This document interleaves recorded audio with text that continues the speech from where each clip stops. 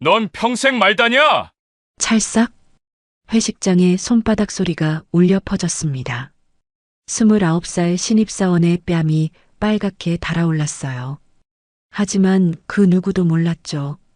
방금 폭행을 당한 평범한 직원이 사실은 재계 1위 대기업 회장의 딸이라는 것을요. 이런 애들은 절대 못 올라간다. 오만한 상사의 말이 끝나고 며칠 후 그 회사에 청천벽력 같은 소식이 전해집니다. 바로 세연그룹의 인수 발표였어요. 그리고 그 발표회에서 모든 진실이 드러나게 되죠. 과연 그 오만한 상사는 어떻게 될까요?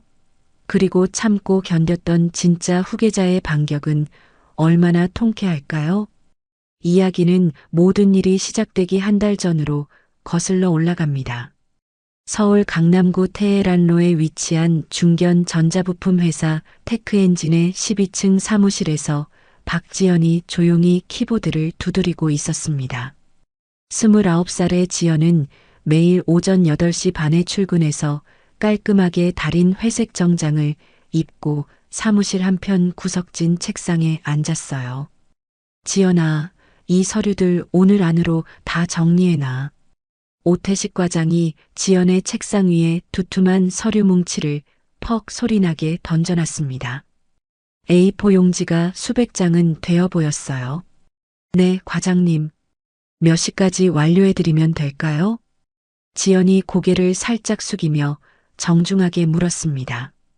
당연히 퇴근 전까지지. 그리고 복사도 부수별로 다 해놔야 하고 바인딩까지 깔끔하게 해. 오 과장은 퉁명스럽게 말하고는 커피잔을 들고 자신의 자리로 돌아갔어요. 지연은 묵묵히 서류를 펼쳐보며 내용을 하나하나 확인했습니다. 옆자리에 앉은 김성우 대리가 작은 목소리로 걱정스럽게 말을 걸었어요. 지연 씨, 일이 또 너무 많은 것 같은데 괜찮아요? 저도 도와드릴까요? 괜찮아요, 성우 대리님. 아직 배워야 할 게 많아서 이런 기초적인 일부터 천천히 익혀가려고요.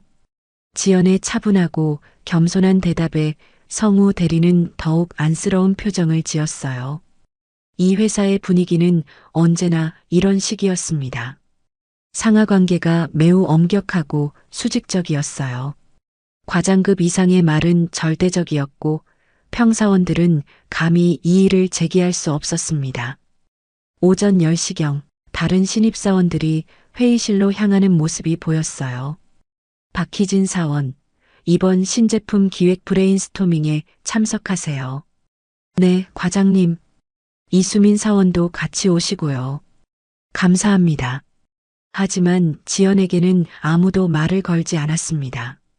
지연은 그저 묵묵히 서류 정리 작업을 계속했어요. 형광등 불빛 아래서 한 장 한 장 꼼꼼히 검토하고 분류하는 모습이 성실해 보였습니다. 점심시간이 되자 직원들은 삼삼오오 무리를 지어 구내식당으로 향했어요. 부서별로 친한 사람끼리 모여서 떠들썩하게 이동했습니다. 지연은 혼자 구석진 테이블에 앉아 집에서 싸온 도시락을 꺼냈어요. 간단한 계란말이와 시금치 나물, 그리고 밥이 전부였습니다. 저기 지연이 또 혼자 점심 먹고 있네. 걔는 원래 저래. 별로 사교적이지 않아서 어울리려고 하지도 않잖아. 뭔가 좀 이상하지 않아? 너무 조용해. 멀리서 들려오는 동료들의 수군거림에도 지연은 전혀 개의치 않는 듯 했어요. 조용히 젓가락질을 하며 창밖 풍경을 바라봤습니다. 빌딩 숲 사이로 보이는 가을 하늘이 유난히 맑고 파랗게 보였어요. 지연 씨, 혼자 드시네요? 저희 테이블에 오셔서 같이 드시면 안 될까요? 김성우 대리가 다가와서 친근하게 말을 걸었지만 지연은 정중하게 거절했어요. 고마워요, 성우 대리님. 혼자 먹는 게 더 편하고 좋아해서요. 배려해 주셔서 감사해요. 성우 대리는 아쉬운 표정을 지었지만 더 이상 권하지는 않았어요. 오후 업무 시간에도 지연의 일상은 계속됐습니다. 복사기 앞에 서서 수백 장의 서류를 부수별로 나누어 복사하고 링바인더로 하나하나 정리했어요. 전화가 걸려오면 정중하고 또박또박한 목소리로 안내했습니다. 네, 테크 엔진입니다. 어떻게 도와드릴까요? 아, 그 부분은 담당 부서로 연결해 드리겠습니다. 잠시만 기다려 주세요. 다른 신입사원들이 중요한 프로젝트 회의에 참석하고 새로운 업무를 배우는 동안 지연은 여전히 서류 정리, 복사, 전화 응대 같은 보조 업무만 담당했어요. 오후 3시쯤 지연이 용기를 내어 오 과장에게 다가갔습니다. 과장님, 죄송한데 혹시 저도 이번 마케팅 프로젝트에 참여해 볼 기회를 주실 수 있을까요? 오 과장은 컴퓨터 모니터에서 눈을 떼지도 않은 채 차갑게 대답했어요. 너는 아직 기본기도 제대로 안 되어 있어. 이런 단순한 일부터 완벽하게 처리할 수 있게 되면 그때 생각해 볼게. 네, 알겠습니다. 더 열심히 하겠습니다. 지연은 고개를 끄덕였지만 그 순간 눈빛에는 무언가 다른 감정이 스쳐 지나갔어요. 체념이나 좌절이 아닌 오히려 더욱 깊고 차분한 결의 같은 것이었습니다. 오후 5시 반이 되자 동료들이 하나둘 퇴근 준비를 시작했어요. 가방을 챙기고 컴퓨터를 종료하는 소리가 사무실 곳곳에서 들려왔습니다. 지연 씨, 오늘도 야근하시는 거예요? 성우 대리가 걱정스러운 표정으로 물었어요. 네, 오늘 받은 서류들을 다 정리하고 가야 해서요. 성우 대리님은 먼저 들어가세요. 매일 이렇게 늦게까지 계시면 몸이 상할 텐데요. 너무 무리하지 마세요. 성우 대리의 진심 어린 걱정에 지연은 따뜻한 미소를 지었습니다. 괜찮아요. 정말 고마워요, 대리님. 조심히 들어가세요. 오후 7시가 넘어서자 사무실은 완전히 조용해졌어요. 형광등 불빛만이 지연의 책상을 환하게 비추고 있었습니다. 지연은 잠시 일손을 멈추고 창밖을 바라봤어요. 강남의 네온 사인들이 하나둘 켜지기 시작하면서 도시의 밤이 시작되고 있었습니다. 휴대폰을 꺼내 확인한 지연의 표정에 미묘한 변화가 스쳤어요. 화면에는 몇 개의 메시지가 와 있었지만 그중 하나를 보며 잠시 생각에 잠겼습니다. 모든 준비가 차근차근 진행되고 있구나. 지연이 혼잣말처럼 중얼거렸지만 목소리가 너무 작아서 아무도 들을 수 없었어요. 지연에게는 아직 누구도 모르는 커다란 비밀이 있었습니다. 그 비밀은 곧 모든 것을 바꿔놓을 거대한 폭풍의 씨앗이었어요. 하지만 아직은 그 누구도 그것을 알지 못했습니다. 며칠이 지나고 수요일 오후 회사 중앙 게시판에 새로운 공지사항이 붙었습니다. 퇴근 준비를 하던 직원들이 하나둘 모여들어 읽어보기 시작했어요. 회식 공지네. 이번 분기 실적 축하 회식이라고 되어 있네. 와, 최 대표님이 직접 주최하신다고 하네요. 직원들의 웅성거림이 사무실 전체로 퍼져나갔습니다. 오 과장이 자리에서 벌떡 일어나며 큰 목소리로 말했어요. 야, 너희들. 내일 저녁 회식 절대 빠지는 사람 없게 해. 특히 신입사원들은 필수 참석이야. 알겠지? 네, 과장님. 직원들이 일제히 대답했어요. 지연도 마지못해 작게 고개를 끄덕였습니다. 회식 장소가 어디인지 확인해 봤어? 강남역 근처 한정식집이라고 하던데요. 아, 거기 비싸기로 유명한 곳 아냐? 맞아요. 최 대표님이 정말 좋은 곳으로 잡으셨네요. 직원들은 기대에 부푼 표정으로 이야기를 나눴어요. 하지만 지연은 별로 내키지 않는 듯 했습니다. 평소 술자리를 좋아하지 않았고 특히 회사 회식은 더욱 부담스러워 했거든요. 다음 날 저녁 7시 강남역 근처의 고급 한정식집 경복궁에 직원들이 하나둘 모여들었습니다. 전통 한옥을 현대식으로 리모델링한 멋진 건물이었어요. 입구부터 고급스러운 분위기가 물씬 풍겼습니다. 와, 여기 정말 고급스럽네요. 최 대표님 센스 좋으시다. 이런 곳에서 회식하다니 우리 회사도 이제 제법 커졌나 봐요. 직원들은 감탄하며 입장했어요. 넓은 단체 룸에는 이미 자리가 배치되어 있었어요. 디귿자 형태로 배치된 좌식 테이블에서 최준혁 대표와 부장급 간부들은 상석 중앙에 자리했고 과장급은 그 옆자리에 대리급과 평사원들은 구석진 자리에 앉게 되어 있었습니다. 자, 모두들 자리에 앉으세요. 최 대표의 안내에 따라 직원들이 각자 자리를 잡았어요. 지연은 가장 구석진 자리에 조용히 앉았습니다. 고급스러운 한정식 상차림이 나오기 시작했어요. 전복, 갈비찜, 각종 나물과 전, 그리고 맑은 탕까지 정말 푸짐했습니다. 자, 우리 테크엔진이 이번 분기에 목표 실적을 초과 달성하는 쾌거를 이뤘습니다. 모두 수고 많으셨고 오늘은 마음껏 드시고 즐기시길 바랍니다. 최 대표의 건배사와 함께 박수가 터져 나왔어요. 건배. 모든 직원들이 잔을 들었지만 지연만은 물잔을 들고 있었어요. 술이 한순간 돌기 시작했습니다. 삼겹살에 소주, 갈비찜에 맥주, 분위기는 점점 무르익어 갔어요. 오 과장은 어느새 얼굴이 발갛게 달아올라 있었습니다. 목소리도 점점 커지고 있었어요. 야, 박지연. 너만 왜 안 마셔? 회식 자리에서 분위기 좀 맞춰줘야지. 지연이 정중하게 대답했습니다. 죄송합니다, 과장님. 제가 술을 잘 못 마셔서 물로 대신하고 있어요. 뭐? 회식 자리에 나와서 물만 마신다고? 그럼 대체 뭐하러 나온 거야? 순간 주변이 어색한 분위기로 바뀌었어요. 다른 직원들은 눈치를 보며 고개를 숙였습니다. 김성우 대리가 조심스럽게 중재하려 했어요. 과장님, 지연 씨는 원래 술을 전혀 안 드세요. 그냥 이해해 주시면 좋을 것 같은데요. 야, 김 대리.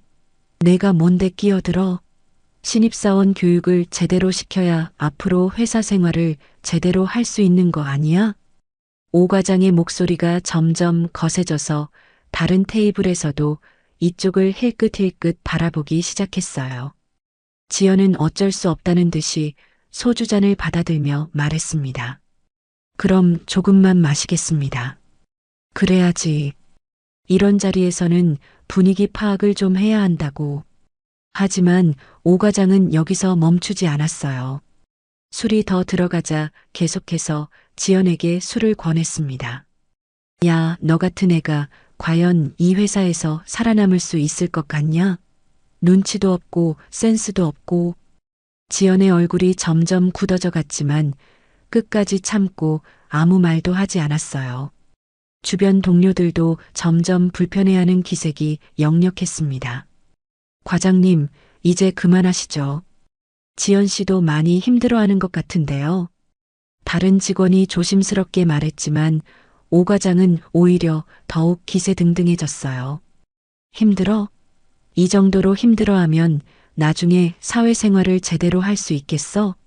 술에 완전히 취한 오 과장의 목소리는 점점 거세졌고 회식장의 분위기는 더욱 어색하고 무거워져만 갔습니다.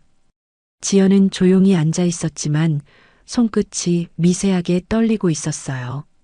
최 대표도 상황을 눈치채고 있었지만 직접 나서지는 않았어요. 그저 어색한 웃음만 지을 뿐이었습니다. 분위기는 점점 험악해져 갔고 다른 직원들은 모두 숨을 죽이고 상황을 지켜봤어요. 정말 큰 폭풍이 몰려오고 있었습니다. 시간이 지날수록 오 과장의 술 기운은 더해갔습니다. 얼굴은 완전히 새빨갛게 달아올랐고 말투도 점점 거칠고 공격적으로 변해갔어요. 야, 박지연. 너 정말 답답한 애구나. 도대체 회사 생활이 뭔지 알기나 하냐? 지연은 여전히 조용히 앉아서 고개를 숙이고 있었어요. 하지만 오 과장은 여기서 멈추지 않았습니다. 내가 대체 뭔데 이 회사에서 이렇게 버티고 있어? 능력도 없고, 눈치도 없고, 성의도 없고. 과장님, 제발 그만하시죠. 김성우 대리가 간절한 목소리로 말렸지만 오 과장은 오히려 더 흥분했어요. 야, 김 대리. 조용히 하라고 했잖아. 내가 지금 후배 교육을 제대로 시키고 있는 거야. 오 과장은 비틀거리며 자리에서 일어섰습니다. 완전히 이성을 잃은 상태였어요.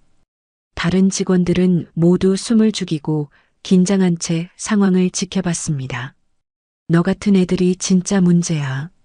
성의도 없고 의욕도 없고 회사에 대한 애정도 없고. 지연의 얼굴은 창백해졌지만 여전히 입을 열지 않고 있었어요. 두 손을 무릎 위에 가지런히 올려놓은 채 고개를 숙이고 있었습니다. 오 과장은 더욱 큰 소리를 냈습니다. 아, 내가 말하는데 대답은 해야 하는 거 아니야? 예의라는 게 있잖아. 그 순간 회식장 전체가 완전히 조용해졌어요. 다른 테이블에 앉아있던 사람들까지도 모두 이쪽을 바라보고 있었습니다. 종업원들도 서빙을 멈추고 상황을 지켜보고 있었어요. 과장님, 정말 그만하시죠. 이러시면 안 돼요. 다른 직원이 용기를 내어 일어나서 말했지만 오 과장은 완전히 듣지 않는 상태였어요. 너희들은 모르겠지만 이런 애들은 절대로 위로 올라갈 수 없어. 평생 이 자리에서 맴돌 거야. 오 과장이 지연을 손가락으로 가리키며 회식장 전체에 울려 퍼질 정도로 큰 소리로 외쳤습니다. 너 같은 애는 말이야, 평생 말단이야. 평생? 그 말이 끝나자마자 회식장이 완전히 정적에 휩싸였어요. 마치 시간이 멈춘 것 같았습니다. 모든 사람들의 시선이 지연에게 집중됐어요. 지연의 얼굴은 창백했고 손은 미세하게 떨리고 있었어요. 하지만 여전히 아무 말도 하지 않고 있었습니다. 오 과장은 지연이 대답하지 않는다는 이유로 더욱 화가 났어요. 내가 말하는데 왜 대답을 안 해? 내가 뭔데 이렇게 건방져? 예의도 없고. 그러면서 오 과장은 참을 수 없다는 듯이 지연의 뺨을 세게 후려쳤습니다. 찰싹! 손바닥이 뺨에 부딪히는 소리가 조용한 회식장에 크게 울려 퍼졌어요. 마치 천둥 소리처럼 들렸습니다. 과장님, 김성우 대리가 깜짝 놀라 벌떡 일어서며 소리쳤어요.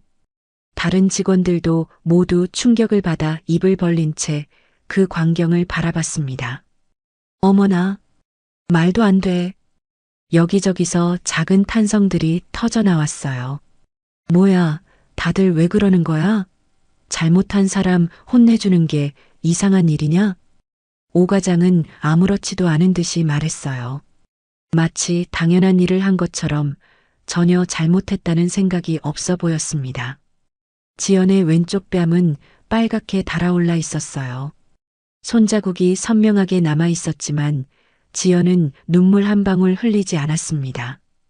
오히려 더욱 차분해 보였어요. 최 대표가 완전히 당황해서 어색한 웃음을 지으며 급하게 말했습니다. 자자, 오늘은 즐거운 자리니까 이만 분위기를 바꿔서 다들 맛있는 음식 드시죠. 하지만 분위기는 이미 돌이킬 수 없을 만큼 최악으로 치달아 있었어요. 아무도 젓가락을 들 수 없는 상황이었습니다. 지연은 천천히 자리에서 일어섰습니다. 왼쪽 뺨에 붉은 손자국이 선명했지만 표정은 오히려 평소보다 더 침착해 보였어요. 먼저 실례하겠습니다. 지연의 목소리는 전혀 떨리지 않았어요. 오히려 평소보다 더 또렷하고 차분했습니다. 야, 어디가? 내가 가라고 했냐? 끝까지 있어야지. 오 과장이 고함을 질렀지만 지연은 한 번도 돌아보지 않고 회식장 문을 향해 걸어갔어요. 지연의 뒷모습이 문 밖으로 사라지자 회식장에는 무거운 침묵만이 흘렀습니다. 아무도 말을 할 수 없었어요. 그날 밤 일어난 일은 모든 것을 바꿔놓을 시발점이었습니다. 지연이 회식장을 떠난 후 남은 사람들 사이에는 극도로 어색하고 무거운 침묵이 흘렀어요. 아무도 먼저 말을 꺼낼 용기가 없었습니다. 김성우 대리가 떨리는 목소리로 오 과장에게 말했어요. 과장님, 아까는 정말 너무 심하셨던 것 같습니다. 뭐가 심해? 잘못한 놈 야단치는 게 심한 일이냐? 요즘 애들은 버릇이 없어서 그런 거야. 오 과장은 여전히 술에 취해 있었고 자신이 한 일에 대해 전혀 반성하는 기색이 없었어요. 그래도 손까지 드시면 안 되죠. 야, 요즘 신입사원들은 정말 버릇이 없다니까. 저런 식으로 하면 회사 생활을 제대로 할 수 있겠어? 다른 직원들은 모두 고개를 숙이고 있었어요. 누구도 감히 오 과장에게 정면으로 대들 수는 없었습니다. 괜히 말했다가 우리까지 찍히면 어떻게 해? 맞아. 그냥 조용히 있는 게 낫겠어. 하지만 너무 심했잖아. 손까지 들다니. 직원들끼리 작은 목소리로 수군거렸지만 모두 불편해하고 있었어요. 최 대표는 어떻게든 분위기를 바꿔보려고 애를 썼습니다. 자자, 우리 이제 기분 전환해서 즐겁게 마시죠. 오늘은 좋은 날인데 너무 분위기가. 하지만 아무도 마음 편히 술잔을 들 수가 없었어요. 방금 전 일어난 일이 너무 충격적이었거든요. 결국 회식은 평소보다 1시간이나 일찍 끝났습니다. 모두들 어색한 분위기 속에서 서둘러 자리를 떴어요. 한편 집으로 돌아간 지연은 화장실 거울 앞에 서 있었어요. 왼쪽 뺨에는 여전히 붉은 손자국이 남아 있었습니다. 지연은 그 자국을 바라보며 깊고 긴 숨을 들이마셨어요. 화장대에 놓인 휴대폰이 울렸습니다. 띵동, 띵동. 김성우 대리에게서 온 메시지였어요. 지연 씨, 정말 괜찮아요? 오늘 일은 너무 죄송합니다. 제가 더 적극적으로 말렸어야 했는데 정말 미안해요. 지연은 잠시 생각하다가 차분하게 답장을 보냈어요. 괜찮습니다. 성우 대리님. 걱정해 주셔서 진심으로 고마워요. 안전하게 집에 들어가셨죠? 내일 뵙겠습니다. 하지만 지연의 표정은 평소와는 완전히 달랐어요. 눈빛에는 무언가 단단하고 결연한 의지가 서려 있었습니다. 다음 날 아침, 지연은 평소와 정확히 같은 시간에 출근했어요. 뺨의 붉은 자국은 파운데이션으로 정성스럽게 가렸지만 자세히 보면 여전히 희미하게 남아 있었습니다. 지연 씨, 어제는 김성우 대리가 조심스럽게 말을 걸려 하자 지연이 평소와 다름없는 밝은 미소를 지으며 말했어요. 괜찮아요, 성우 대리님. 어제 일은 정말 신경 쓰지 마세요. 하지만 정말 괜찮습니다. 오히려 많은 것을 배웠어요. 지연의 담담한 대답에 성우 대리는 놀랐어요. 예상했던 것보다 훨씬 차분하고 의연해 보였기 때문이었습니다. 오 과장은 심한 숙취에 시달리며 오전 10시가 넘어서야 출근했어요.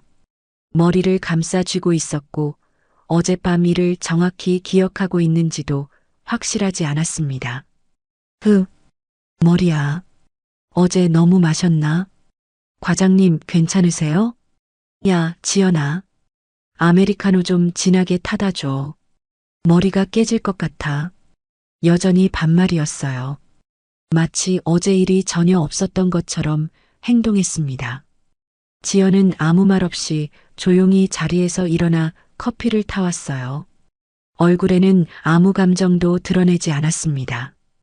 역시 이런 애들은 절대 못 올라간다니까. 그냥 평생 이런 일이나 하고 살겠지. 오 과장이 다른 직원에게 중얼거렸어요. 지연이 충분히 들을 수 있을 만큼 큰 소리였습니다. 하지만 지연은 들었음에도 불구하고 표정 하나 바꾸지 않고 묵묵히 자신의 일을 계속했어요. 점심시간에 김성우 대리가 다시 지연에게 다가왔습니다. 지연 씨, 정말 괜찮아요? 어제 일 때문에 많이 상처받으셨을 텐데. 아니에요, 성우 대리님.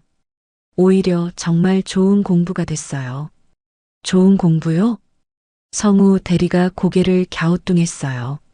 네, 세상에는 정말 다양한 종류의 사람들이 있다는 걸 새삼 깨달았어요. 지연의 눈빛에는 평소와는 전혀 다른 무언가가 서려 있었어요. 성우 대리는 그것이 정확히 무엇인지 알 수 없었지만 분명 이전과는 다르다는 걸 느꼈습니다. 그런데 지연 씨는 정말 대단한 것 같아요. 저라면 괜찮아요. 모든 일에는 다 이유가 있고 때가 있는 법이에요. 지연의 말에는 묘한 확신이 담겨 있었어요. 그날 오후부터 회사에는 미묘한 긴장감이 돌기 시작했습니다. 직원들은 뭔가 큰 변화가 곧 일어날 것 같은 예감을 느꼈어요. 하지만 그것이 무엇인지는 아무도 알 수 없었습니다. 그로부터 사흘이 지난 월요일 아침, 회사 전체가 순식간에 술렁이기 시작했습니다. 중앙 게시판에 붙은 하나의 공지사항 때문이었어요. 긴급공지, 세연그룹 인수 확정.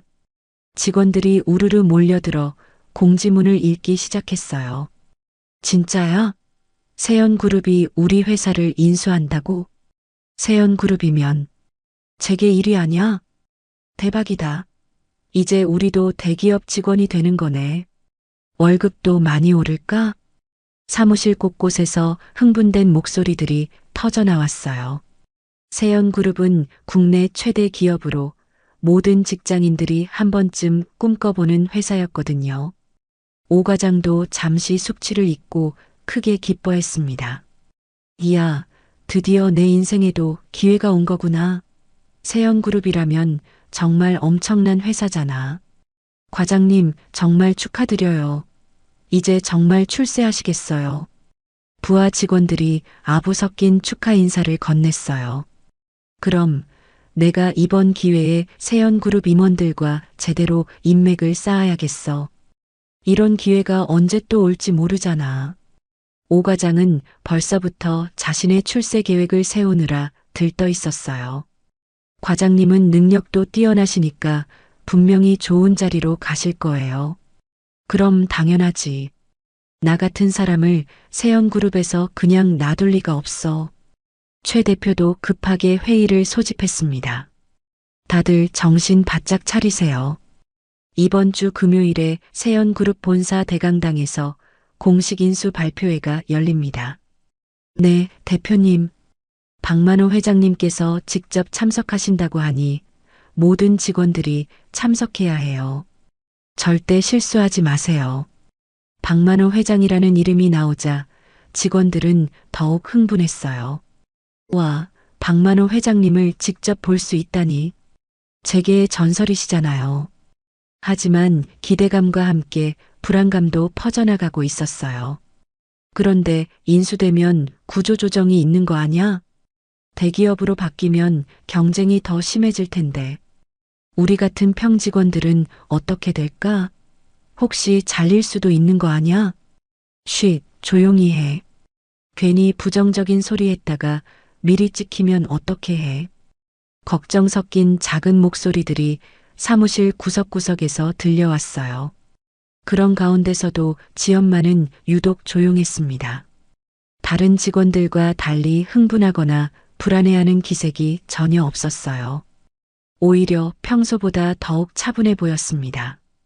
김성우 대리가 걱정스럽게 다가와서 물었어요. 지연 씨, 걱정 안 돼요? 인수되면 정말 많은 게 바뀔 텐데. 혹시 우리 같은 사람들이 불이익을 받을 수도 있지 않을까요? 괜찮아요, 성우 대리님. 어떻게 되든 최선을 다해서 일하면 되는 거잖아요. 지연의 담담한 대답에 성우 대리는 놀랐어요.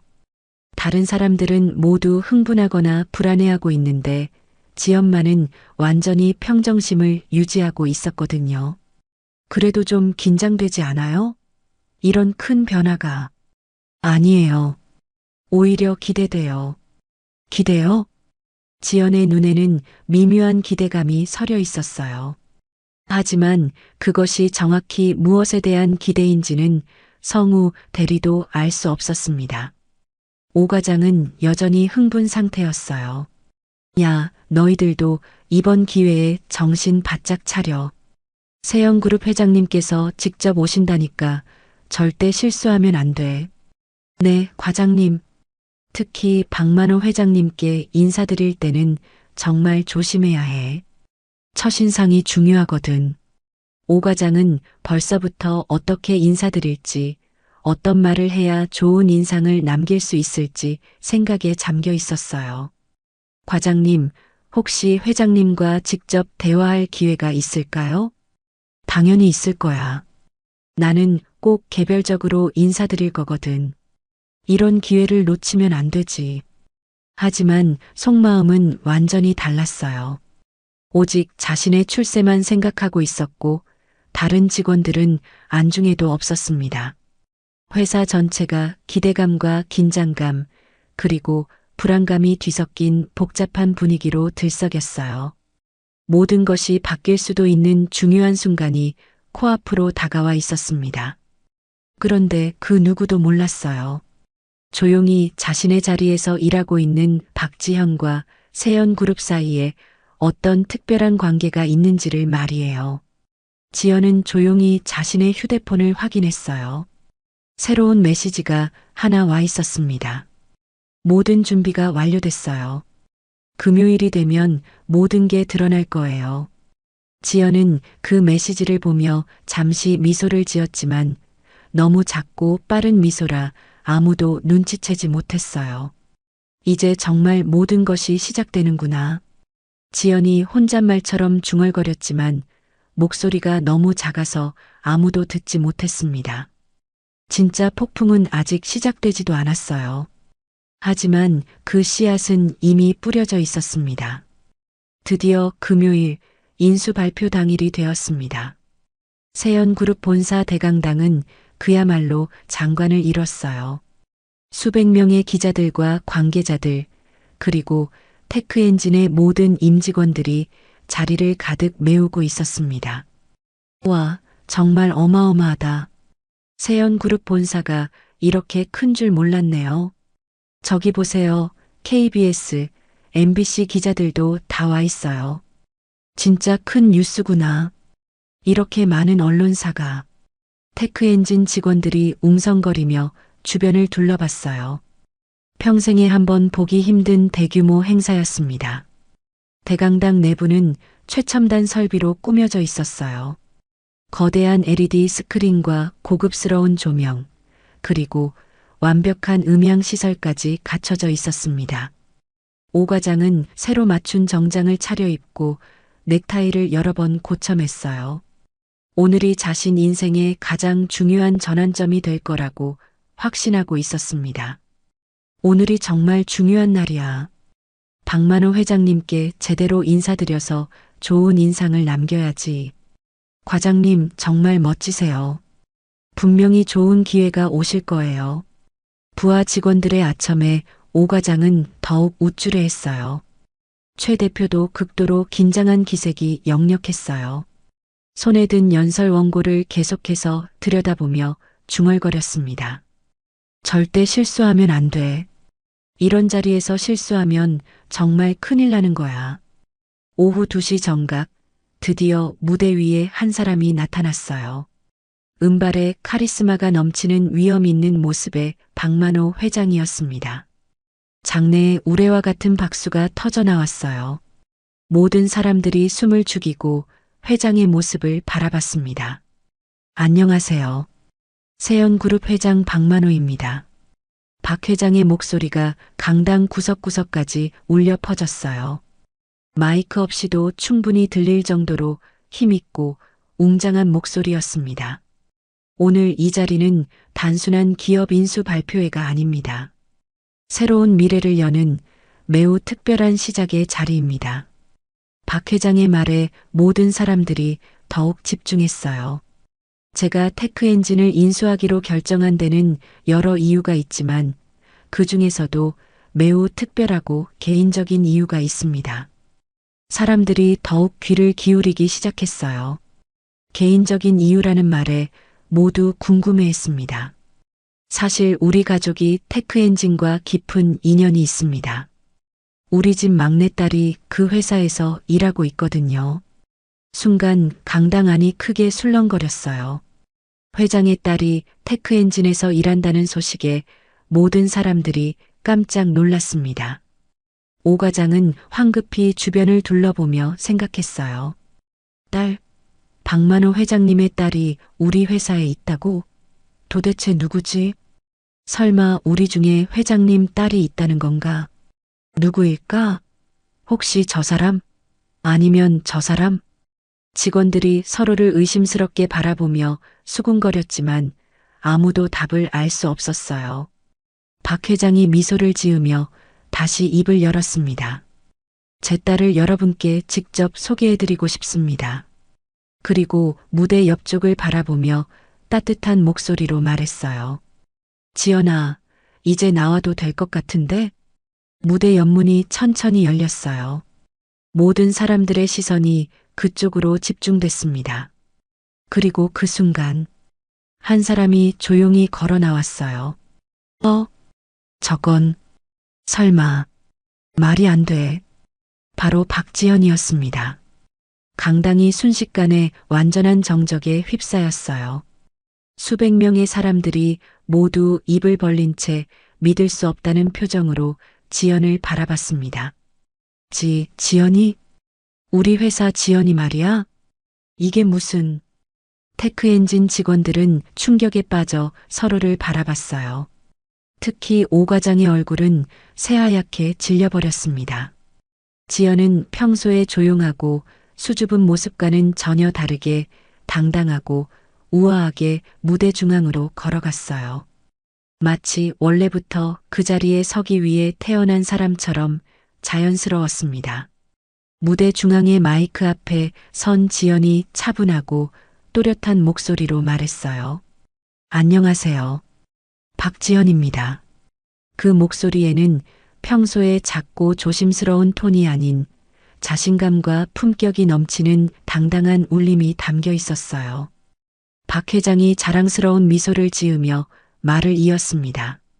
우리 딸이 현장 경험을 직접 쌓고 싶어 해서 신분을 숨기고 테크엔진에 입사했습니다. 지난 몇 개월 동안 정말 열심히 일했다고 들었어요. 강당의 정적은 계속됐어요. 아무도 이런 엄청난 반전을 예상하지 못했기 때문입니다. 오 과장은 다리에서 힘이 완전히 빠져 의자에 주저앉을 뻔했어요. 머릿속에서는 지난 몇 개월간의 모든 기억들이 빠르게 스쳐 지나갔습니다. 평생 말다니야. 자신이 지연에게 했던 그 잔인한 말이 귓가에서 계속 맴돌았어요.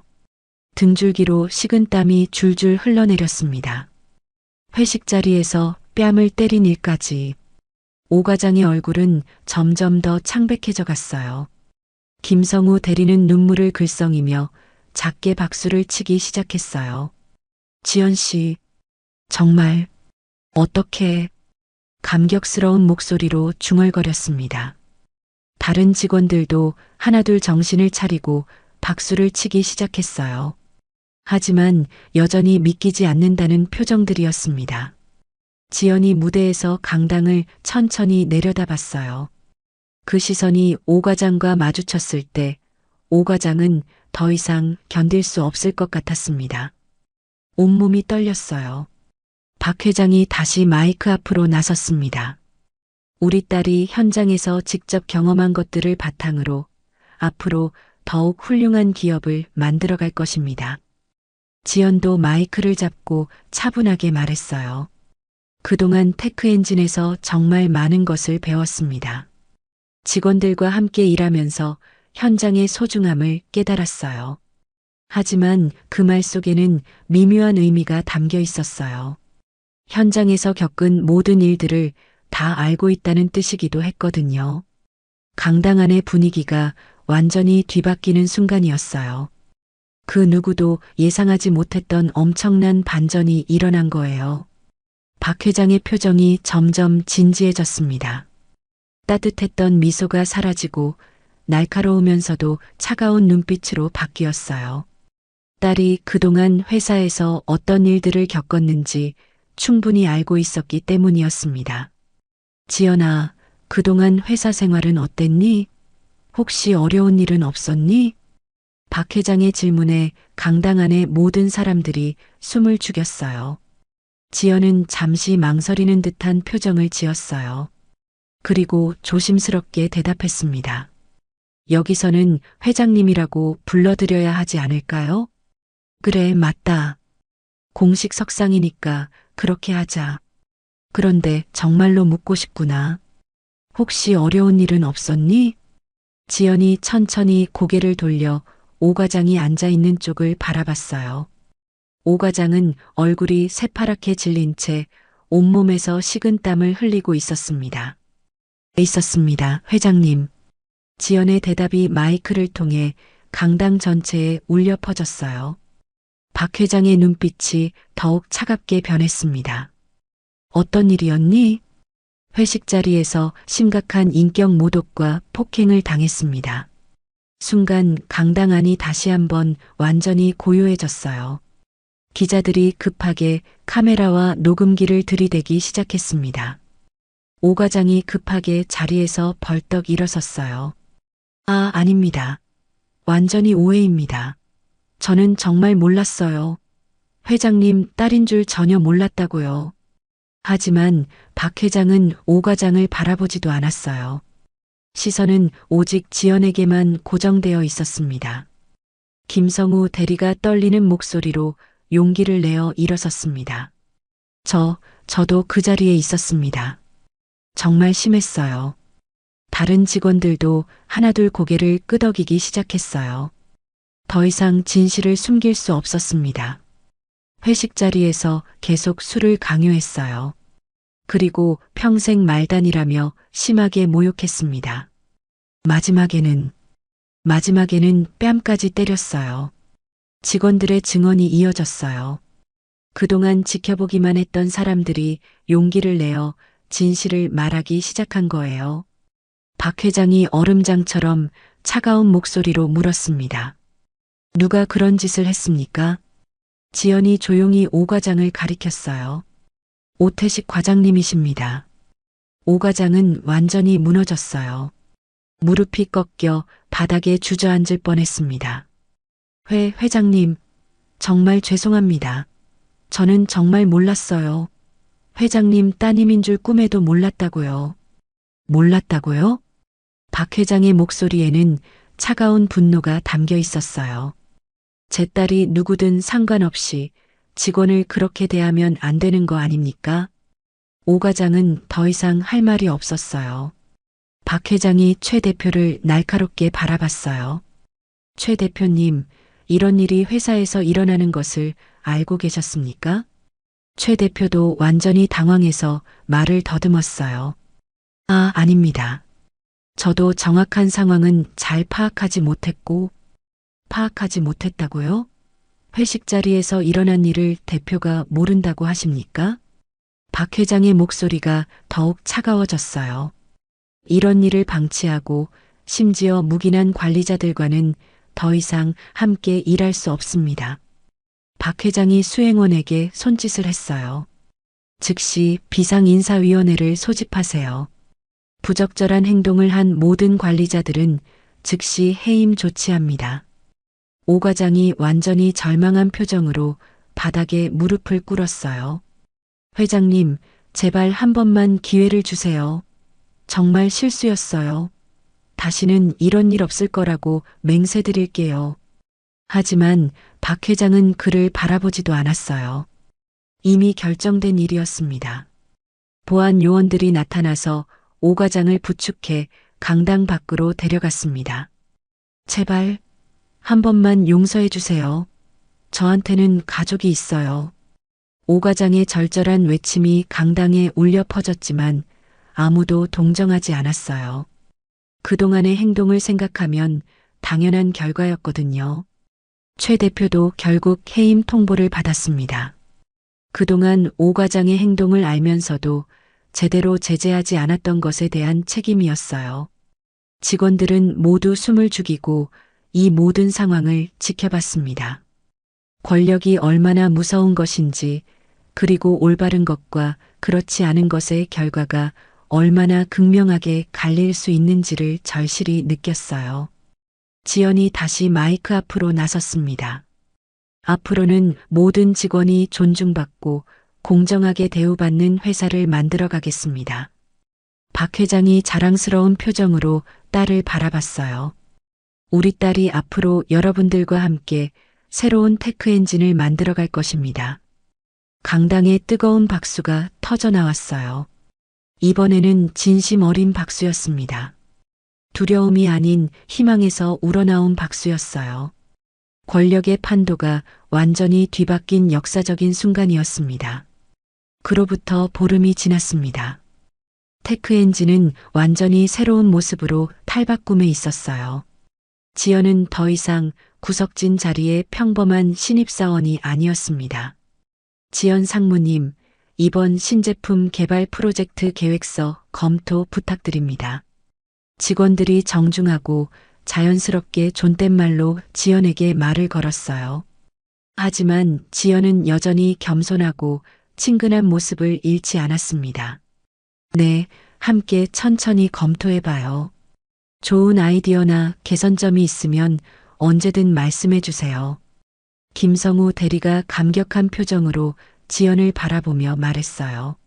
상무님, 그동안 정말 고생 많으셨어요. 어떻게 그 모든 어려움을 그렇게 침착하게 견디셨는지 정말 존경스러워요. 고생이 아니었어요. 성우 대리님. 덕분에 정말 값진 경험을 할 수 있었고 많은 것을 배울 수 있었거든요. 지연의 진심 어린 말에 성우 대리는 더욱 감동했어요. 새로운 경영진이 완전히 구성됐습니다. 능력과 인품을 중심으로 한 공정한 인사 시스템과 투명한 경영이 자리 잡기 시작했어요. 앞으로 우리 회사는 오직 실력과 노력으로만 평가받게 됩니다. 모든 직원에게 동등하고 공평한 기회가 주어질 거예요. 지연의 첫 번째 공식 경영 방침 발표에 직원들이 진심 어린 박수를 보냈어요. 그리고 무엇보다 중요한 건 서로를 존중하는 건전한 조직 문화를 만드는 것입니다. 직원들의 얼굴에는 희망과 활기가 가득했어요. 한편 오 과장은 회사에서 쫓겨난 뒤 완전히 소식이 끊어졌습니다. 어디선가 초라하고 비참한 일상을 보내고 있을 거라고 모든 사람들이 짐작했어요. 평생 말다니야. 그가 지연에게 했던 그 오만하고 잔인한 말은 이제 그 자신에게 돌아간 셈이었습니다. 권력에 대한 착각과 오만이 얼마나 무서운 결과를 가져올 수 있는지 보여주는 생생한 교훈이 됐어요. 점심시간, 지연은 직원들과 함께 구내식당에서 식사를 했습니다. 더 이상 혼자 구석에 앉지 않았어요. 상무님, 앞으로도 저희와 계속 함께 일하시는 거죠? 당연하죠. 우리 모두 힘을 합쳐서 정말 좋은 회사, 모든 사람이 자랑스러워할 수 있는 회사를 만들어가요. 직원들의 얼굴에는 진정한 웃음과 활기가 넘쳤어요. 예전의 억압적이고 경직된 분위기는 완전히 사라져버렸습니다. 오후에 박 회장이 회사를 방문했어요. 딸이 경영하는 새로운 회사의 모습을 직접 확인하기 위해서였습니다.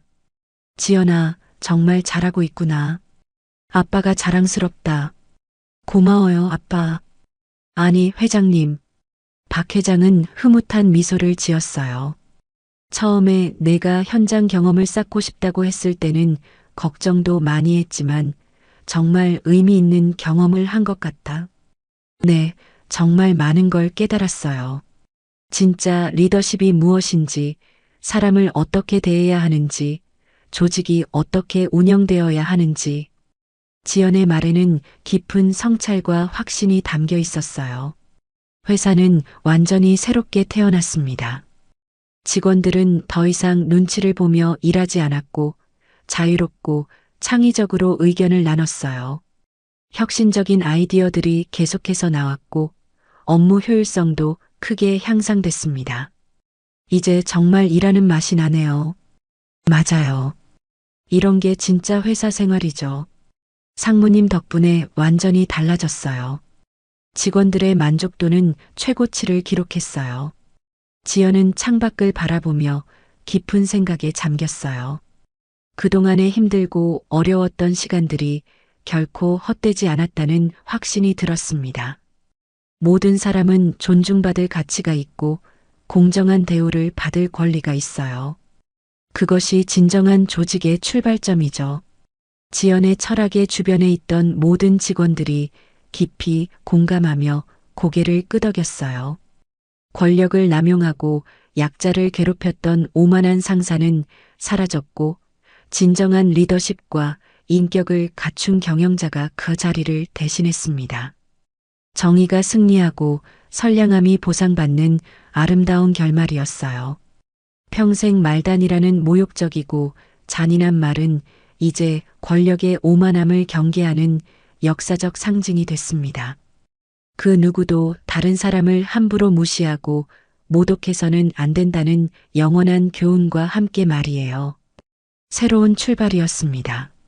서로를 진심으로 존중하고 배려하는 회사, 능력과 노력, 그리고 인품을 모두 인정받을 수 있는 정말 좋은 직장이 된 거예요.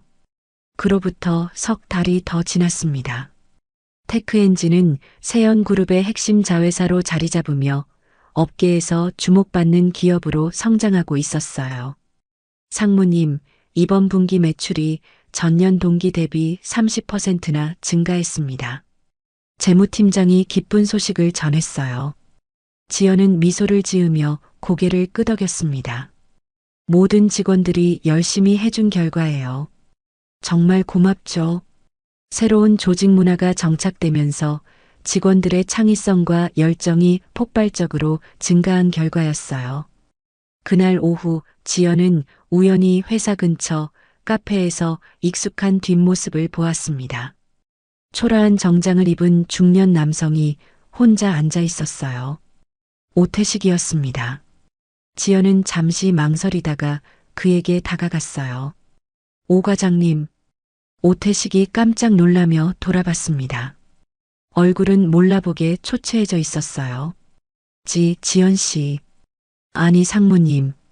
그냥 지연 씨라고 불러주세요. 지연이 자연스럽게 앞자리에 앉았어요. 요즘 어떻게 지내세요? 오태식은 고개를 숙인 채 대답했어요. 죄송합니다. 정말 죄송합니다. 그때 제가 너무했어요. 과장님도 많이 힘드셨을 거예요. 지연의 따뜻한 말에 오태식은 눈물을 글썽였어요. 저는 정말 바보였어요. 권력에 취해서 사람을 사람으로 보지 못했죠. 오태식은 해임된 후 여러 회사에 이력서를 넣었지만 번번이 거절당했어요. 소문이 이미 업계에 퍼져 있었거든요. 지연 씨, 아니 상무님. 제가 용서받을 자격은 없지만 과장님. 지연이 조용히 말을 잘랐어요. 사람은 누구나 실수할 수 있어요. 중요한 건 그 실수를 통해 무엇을 배우느냐죠. 지연은 명함 하나를 꺼내 건넸어요. 여기 제 지인이 운영하는 중소기업이 있어요. 좋은 인재를 찾고 있거든요. 오태식은 믿을 수 없다는 표정으로 명함을 바라봤어요. 왜 저한테 이런 기회를? 모든 사람은 새로운 시작을 할 권리가 있어요. 다만 이번엔 정말 달라지셔야 해요. 오태식은 명함을 꼭 쥐고 고개를 깊이 숙였습니다. 고맙습니다. 정말 고맙습니다. 이번엔 꼭 다른 사람이 되겠습니다. 며칠 후 지연은 김성우 대리와 함께 점심을 먹으며 그날 일을 이야기했어요. 상무님 정말 대단하세요. 저였다면 절대 그렇게 못했을 거예요. 성우 대리님, 복수는 또 다른 복수를 낳을 뿐이에요. 진짜 승리는 상대방까지 변화시키는 거죠. 그의 말, 테크엔진은 업계 최고의 기업상을 받았어요. 시상식에서 지연이 무대에 올라 소감을 밝혔습니다. 이 상은 저 혼자 받는 게 아니에요. 함께 일하는 모든 동료들과 나누는 영광입니다. 박수가 우레처럼 터져 나왔어요. 그리고 한 가지 더 말씀드리고 싶은 게 있어요. 조직에서 가장 중요한 건 서로를 존중하는 마음입니다. 직급이 높다고 해서, 권력이 있다고 해서 다른 사람을 함부로 대해서는 안 돼요. 지연의 말에 청중들이 깊이 공감하며 박수를 보냈어요. 누군가에게 평생 말단이라는 말을 하는 순간 사실은 자신이 평생 그 수준에 머물겠다고 선언하는 것과 같습니다. 그날 저녁 박 회장이 지연을 만났어요. 지연아, 오태식 씨 일로 많은 사람들이 너를 이해하지 못할 수도 있어. 괜찮아요, 아빠. 옳다고 생각하는 일을 했을 뿐이에요. 박 회장은 딸을 자랑스럽게 바라봤어요. 내가 정말 훌륭한 리더가 됐구나. 아직 배울 게 많아요. 하지만 분명한 건 사람을 소중히 여기는 마음만큼은 절대 잃지 않을 거예요. 한편 새로운 회사에서 일을 시작한 오태식은 완전히 달라진 사람이 됐어요. 후배들에게 친절하게 대하고 실수에도 격려해주는 상사가 됐습니다.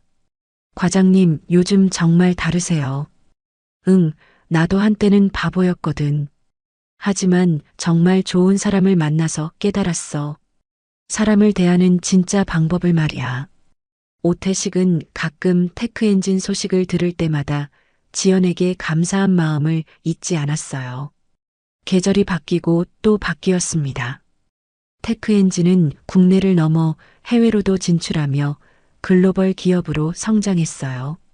지연은 여전히 첫 마음을 잃지 않고 모든 직원을 소중히 여겼습니다. 그 결과 테크엔진은 일하고 싶은 회사 1위에 선정되기도 했어요. 평생 말다니아라는 말은 이제 기업 교육 자료에서 하지 말아야 할 말의 대표 사례가 됐어요. 그리고 그 말을 했던 사람조차 변화시킨 지연의 이야기는 진정한 리더십의 모범 사례로 회자됐습니다. 진짜 승리는 상대를 무너뜨리는 게 아니라 함께 성장할 수 있게 만드는 것이었어요. 지연이 보여준 것은 단순한 복수가 아닌 진정한 용서와 포용의 힘이었습니다. 그렇게 모든 이야기가 아름답게 마무리됐어요. 증오는 사랑으로, 분노는 용서로, 절망은 희망으로 바뀌는 기적 같은 결말이었습니다. 지금 서명만 하시면 됩니다. 어머니, 빨리요. 이른둘의 윤경자 할머니는 그날 자신을 향한 거대한 함정이 있다는 걸 전혀 모르고 계셨어요. 조카 사위라는 사람이 건넨 서류에 도장을 찍는 순간 평생 모은 재산이 모두 사라질 뻔했거든요. 하지만 이 이야기는 단순한 사기 사건으로 끝나지 않습니다. 10년 전 작은 선행이 만들어낸 기적 같은 구원, 그리고 한 개인의 위기가 지역 전체의 안전망으로 확장되는 감동적인 반전이 여러분을 기다리고 있어요. 지금부터 들려드릴 이야기는 부산 종합병원에서의 일입니다. 부산 종합병원 내과 외래는 평일 오전 10시가 넘으면서 사람들로 북적이기 시작했습니다. 윤경자는 접수 창구에서 번호표를 뽑고 대기석으로 향했어요. 72의 나이지만 걸음걸이는 여전히 똑똑했죠. 오랜 시장 생활이 만든 습관인지 주변을 살피는 눈빛도 예리했습니다. 번호 39번 환자분 진료실로 들어오세요. 간호사 박다은의 목소리가 스피커를 통해 울렸어요. 윤경자는 자신의 번호표를 확인했습니다. 48번이었죠. 아직 시간이 있다고 생각하며 의자에 앉았어요. 어머니, 물 좀 떠다 드릴까요? 갑자기 낯선 남성이 말을 걸어왔습니다. 윤경자는 고개를 들었어요. 30대 후반으로 보이는 남자가 친근한 표정으로 서 있었죠. 아니요, 괜찮습니다. 윤경자가 정중하게 거절했어요. 남자는 미소를 지으며 바로 옆자리에 앉았습니다. 조금 이상했어요. 빈 의자가 많은데 굳이 바로 옆에 앉을 이유가 없었거든요. 저기 원무과 창구 보이시죠? 오늘 뭔가 바쁜 것 같네요. 남자가 다시 말을 걸었어요. 윤경자는 원무과 쪽을 바라봤습니다. 평소보다 직원들이 많이 보였어요. 창구 앞에는 보호자 등록 관련 안내문이 여러 장 붙어 있었죠. 보호자 등록하시면 편하실 텐데요. 대리로 수납도 할 수 있고요. 필요하면 제가 알아서 하겠습니다. 윤경자의 대답이 단호했어요. 남자는 더 이상 말을 걸지 않았지만 자리를 뜨지도 않았습니다. 윤경자는 스마트폰 화면을 켜고 주변을 살폈어요. 검은 화면에 비친 반사로 뒤쪽을 확인할 수 있었거든요. 박다은 간호사님, 잠시만요. 원무과 직원이 간호사 스테이션으로 걸어왔습니다. 손에는 서류철을 들고 있었어요. 네, 무슨 일이세요? 박다은이 대답했어요. 직원은 서류철 사이에 작은 메모를 끼워 박다은에게 전달했습니다. 48번 환자분 활력 징후 재측정 부탁드려요. 혈압이 좀 높게 나왔다고 하네요. 알겠습니다. 박다은은 메모를 빼내어 읽었어요. 그리고 주변을 조심스럽게 둘러봤습니다. 윤경자 옆에 앉은 남자와 눈이 마주쳤죠. 남자는 시계를 보며 다른 곳으로 시선을 돌렸어요. 관제실입니다. 외래동 출입구 쪽 차량 확인 부탁드려요. 무전기에서 목소리가 들렸습니다. 보안 직원이 모니터를 보며 고개를 끄덕였어요.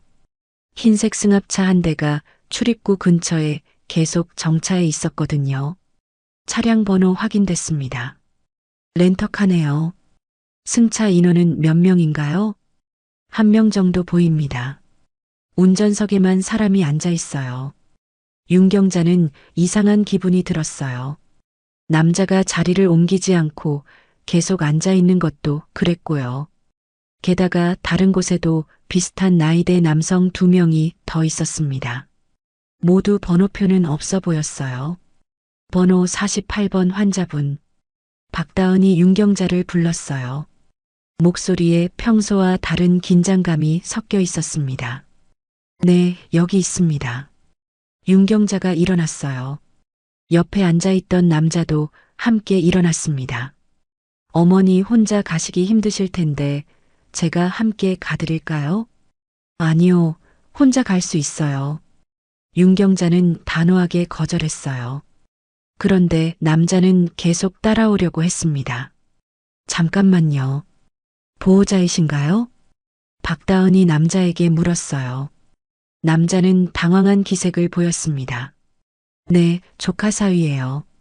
성우라고 합니다. 신분증 확인 가능할까요? 보호자 등록이 되어 있는지 확인해야 해서요. 박다은의 말에 남자는 잠깐 머뭇거렸어요. 그리고 주머니에서 신분증을 꺼냈습니다. 최성우 씨네요. 혹시 환자분과 관계를 증명할 수 있는 서류가 있으신가요? 집에서 가져왔는데요. 최성우는 가방을 뒤졌어요. 그 사이 윤경자는 박다은을 따라 진료실 쪽으로 향했습니다. 최성우가 뒤따라오려 했지만 박다은이 손을 들어 제지했어요. 보호자 등록 확인 후에 들어오시면 됩니다. 먼저 원무과에서 절차를 밟아주세요. 최성우는 얼굴이 굳어졌어요. 그리고 다른 두 남자 쪽으로 눈짓했습니다. 세 사람은 서로 고개를 끄덕이며 무언의 신호를 주고받았어요. 의무기록실입니다. 외부 제출 문서가 많이 쌓여 있다고 하네요. 원무과 직원이 전화를 받았어요. 컴퓨터 화면에는 경고 메시지가 떠 있었습니다. 최근 사흘간 외부 병원 제출 문서가 평소보다 3배나 많았거든요. 이상하네요. 보통 이렇게 많지 않은데요. 팩스로 온 문서들도 확인해 보세요. 직원은 팩스 수신함을 열어봤어요. 같은 번호에서 온 문서가 여러 장 있었습니다. 모두 환자 정보 요청 관련 서류였죠. 어머니, 혈압 재보겠습니다. 박다은이 윤경자에게 말했어요. 진료실이 아닌 별도 공간으로 안내했습니다. 회복실이라고 적힌 작은 방이었어요. 간호사님, 왜 여기서 재나요? 조용한 곳에서 정확하게 재야 해서요. 밖이 너무 시끄러워요. 박다은은 혈압계를 준비하면서 윤경자를 유심히 봤어요. 아까 메모에는 이상한 내용이 적혀 있었거든요. 외부에서 윤경자 관련 서류 요청이 많이 들어왔다는 내용이었습니다. 혈압은 정상이에요. 괜찮으시네요. 그럼 이제 진료받으러 가면 되나요? 잠깐만 기다리세요. 의사 선생님이 곧 오실 거예요. 박다은은 윤경자를 회복실에 남겨두고 나왔어요. 복도에서 최성우와 다른 남자들이 서성이고 있었습니다. 원무과 창구 앞에도 한 명이 서 있었고요. 사회복지사님, 잠깐 와보실 수 있나요? 박다은이 정세영을 불렀어요. 정세영은 의료사회복지사였습니다. 무슨 일이에요? 윤경자 환자분 관련해서 이상한 일이 있어요. 외부에서 서류 요청이 너무 많이 와서요. 박다은이 메모를 보여줬어요. 정세영은 눈썹을 찌푸렸습니다. 이런 경우는 처음 보네요. 법무팀에도 알려야겠어요. 정세영은 내부 전화를 들었어요. 법무팀 오지훈 변호사와 연결됐습니다. 변호사님, 급한 일이 생겼어요. 한편 관제실에서는 보안팀장 배영호가 모니터를 보고 있었어요. 외래동 출입구의 승합차가 계속 그 자리에 있었습니다. 차 안에 사람이 더 있는 것 같은데요. 주민에서 확인해 보세요. 화면을 확대하자 뒷좌석에 가방들이 보였어요. 그 중에는 휴대용 프린터나 스캐너로 보이는 장비도 있었습니다. 이상하네요. 병원에서 쓸 장비는 아닌 것 같은데요. 배영호는 고개를 끄덕였어요. 뭔가 수상한 냄새가 났습니다. 그는 순찰 직원에게 무전을 넣었어요. 출입구 쪽 차량 좀 더 자세히 봐주세요. 윤경자는 회복실에서 기다리고 있었어요. 문틈으로 복도가 보였는데 아까 그 남자들이 계속 서성이고 있었습니다. 뭔가 자신을 기다리는 것 같았어요. 혹시 쟤 때문에 이런 일이 생긴 건가요? 윤경자는 혼자 중얼거렸어요. 최근에 조카 사위 최성우가 자주 연락을 했던 게 생각났습니다. 병원비 걱정 말라고 자신이 도와주겠다고 했었거든요. 최성우는 원무과 창구로 향했습니다. 손에는 여러 장의 서류를 들고 있었어요. 뒤따라온 두 남자도 각자 가방을 들고 있었죠. 보호자 등록하려고 왔습니다. 원무과 직원이 고개를 들었어요. 최성우는 미소를 지으며 서류를 내밀었습니다. 환자분 성함이 어떻게 되시나요? 윤경자입니다. 주소는 동래구 명장동이고요. 생년월일은 52년 3월 14일이에요. 직원은 컴퓨터를 확인했어요. 정보가 정확했습니다. 최성우는 환자 정보를 너무 상세하게 알고 있었어요. 관계증명서도 가져오셨나요? 네, 여기 있습니다. 최성우가 가족관계증명서를 내밀었어요. 그런데 서류를 받은 직원의 표정이 이상해졌습니다. 잠깐만요. 이 서류 좀 이상한데요. 뭐가 이상한가요? 인간 부분이 좀 흐릿해요.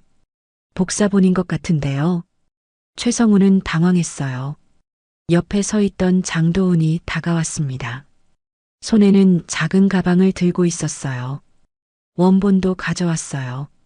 잠깐만 기다리세요. 장도훈이 가방에서 휴대용 스캐너를 꺼냈어요. 그리고 다른 서류를 스캔하기 시작했습니다. 여기서 그런 장비 사용하시면 안 됩니다. 원무과 직원이 제지했어요. 장도훈은 스캐너를 다시 가방에 넣었습니다. 죄송합니다. 습관적으로요. 한편 박기태는 출입구 쪽을 지키고 있었어요. 사람들이 들어오고 나가는 것을 유심히 보고 있었습니다. 손목시계를 자주 확인했어요. 법무팀 오 변호사입니다. 오지훈이 원무과로 왔어요. 정세영이 불렀던 것입니다. 무슨 일이 있었다고 하던가요?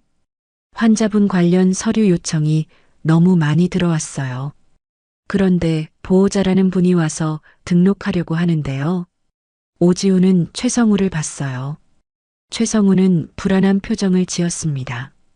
신분증 좀 보여주시겠어요? 네, 여기 있습니다. 최성우가 신분증을 내밀었어요. 오지우는 신분증을 자세히 살펴봤습니다. 이 주소가 맞나요? 네, 맞습니다. 그런데 환자분과는 어떤 관계신가요? 조카 사위예요. 오지우는 가족관계 증명서를 다시 봤어요. 뭔가 이상했습니다. 종이 질감이 일반적이지 않았거든요. 이 서류 어디서 발급받으셨나요? 주민센터에서요. 언제 발급받으셨죠? 최성우는 대답을 망설였어요. 정확한 날짜를 기억하지 못하는 것 같았습니다. 지난주에요. 오지우는 의심스러운 눈빛으로 최성우를 봤어요. 그리고 원무과 직원에게 귓속말을 했습니다. 원본 대조 절차를 진행해 주세요. 한편 관제실에서는 승합차 안을 더 자세히 관찰하고 있었어요. 뒷좌석에 놓인 가방에서 전선이 나와 있었습니다. 저게 뭔가요? 라미네이터 같은데요. 코팅기 말이에요. 배영호는 이상하다고 생각했어요. 병원에 올 사람이 그런 장비를 가져올 이유가 없었거든요. 출입구 보안 강화해 주세요. 수상한 차량이 있어요. 알겠습니다. 보안 요원이 출입구로 향했어요. 승합차 운전석의 남자는 보안 요원을 보자 시동을 걸었습니다. 의무기록팀에서 왔습니다. 문소정이 원무과로 왔어요. 손에는 출력물을 들고 있었습니다. 윤경자 환자분 관련 외부 요청 기록이에요. 보시죠. 문소정이 종이를 펼쳤어요. 지난 한 달간 윤경자 관련 서류 요청이 10번 넘게 있었습니다. 모두 다른 병원에서 온 것이었어요. 이렇게 많이 요청할 이유가 있나요? 보통은 한두 번 정도예요. 전원이나 진료 연계 때만 요청하거든요. 오지우는 고개를 끄덕였어요. 뭔가 조직적인 움직임이 느껴졌습니다. 팩스 번호도 확인해 봤는데요. 모두 다른 번호예요. 그런데 패턴이 비슷해요. 문소정이 설명했어요.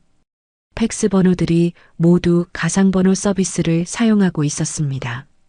보안팀장님도 오시죠. 오지훈이 배영호를 불렀어요. 상황이 심각해지고 있었습니다. 지금 상황이 어떤가요? 외부 차량이 계속 대기하고 있어요. 그리고 병원 안에 수상한 사람들이 있고요. 배영호가 설명했어요. 최성우와 동행자들을 가리켰습니다. 저분들이요? 네, 번호표도 없으면서 계속 여기 있어요. 오지우는 최성우에게 다가갔어요. 최성우는 초조해하고 있었습니다. 혹시 대리수납도 신청하실 건가요? 네, 그럴 생각이에요. 그럼 위임장이 필요한데요. 최성우는 가방에서 위임장을 꺼냈어요. 미리 준비해 온 것 같았습니다. 이것도 확인해야겠네요. 오지훈이 위임장을 받았어요. 서명 부분을 자세히 봤습니다. 잉크가 너무 진했어요. 환자분께서 직접 서명하신 건가요? 네, 집에서 미리 해왔어요. 그런데 이 서명이 좀 이상하네요. 오지우는 컴퓨터로 윤경자의 기존 서명을 확인했어요. 이번 기록에 남아있는 서명과 달랐습니다. 필체가 다른 것 같은데요. 최성우는 얼굴이 빨갛게 달아올랐어요. 옆에 있던 장도훈이 다가와서 귓속말을 했습니다. 시간이 너무 오래 걸리고 있어요. 조금만 기다리세요. 금방 끝날 거예요.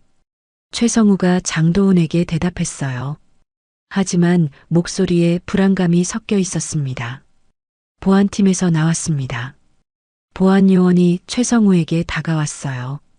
최성우는 뒤로 물러섰습니다. 신분 확인 좀 해도 될까요? 아까 했는데요. 추가 확인이 필요해서요. 보안 요원은 최성우의 가방을 보고 있었어요. 가방에서 이상한 소리가 났습니다. 전자기기가 작동하는 소리였어요. 가방 안에 뭐가 들어있나요? 개인 물품이요. 확인 좀 해봐도 될까요? 최성우는 거부했어요. 하지만 보안 요원은 계속 요청했습니다. 협조해 주시면 좋겠는데요. 박기태가 출입구 쪽에서 손짓했어요. 뭔가 신호를 보내는 것 같았습니다. 최성우는 시계를 봤어요. 오늘은 시간이 늦었으니 내일 다시 오겠습니다. 잠깐만요. 확인할 게 있어서요. 오지훈이 최성우를 막았어요. 최성우는 당황한 표정을 지었습니다. 뭘 더 확인하시겠다는 거예요? 서류에 문제가 있어서요. 조금만 기다려 주세요. 최성우는 장도은과 박기태를 봤어요. 세 사람은 서로 눈빛을 주고받았습니다. 뭔가 계획이 틀어지고 있다는 걸 알 수 있었어요. 정세영은 컴퓨터로 서류를 자세히 분석하고 있었습니다. 가족관계 증명서의 인감 부분을 확대해서 봤어요. 이거 이상해요. 픽셀이 깨져 있어요. 원무과 직원도 화면을 봤습니다. 인감 테두리 부분이 부자연스럽게 흐릿했어요. 복사기로 여러 번 복사한 것 같네요. 스캔해서 프린트한 흔적도 보여요.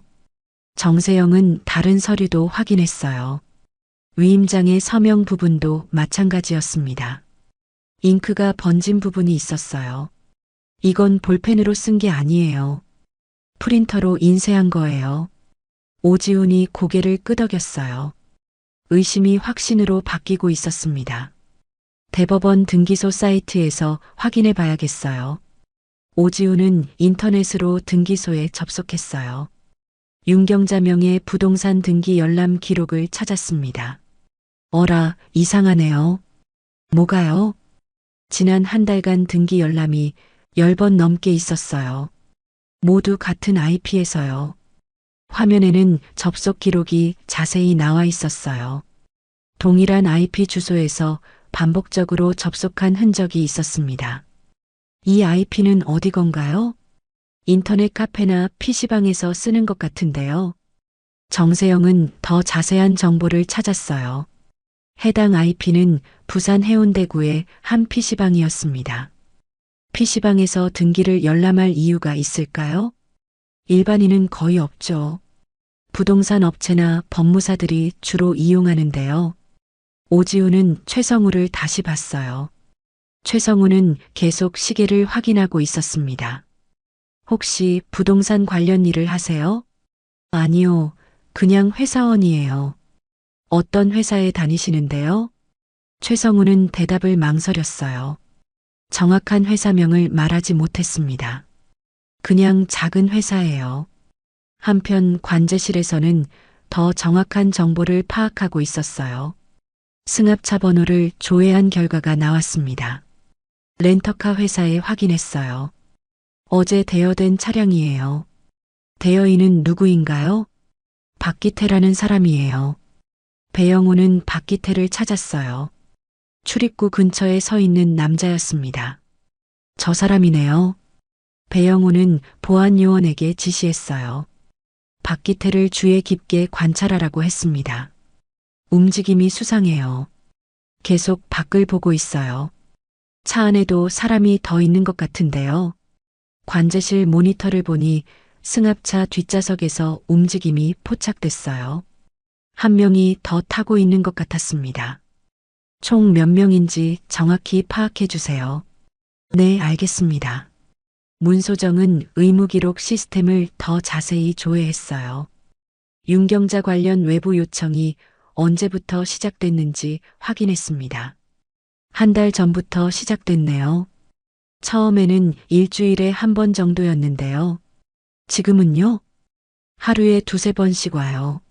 어제는 5번이나 왔어요. 오지훈은 패턴을 분석했어요. 요청 빈도가 점점 늘어나고 있었습니다. 마치 무언가를 준비하는 것 같았어요. 오늘이 디데이인 것 같네요. 디데이요? 네, 뭔가 실행하려고 준비한 날 말이에요.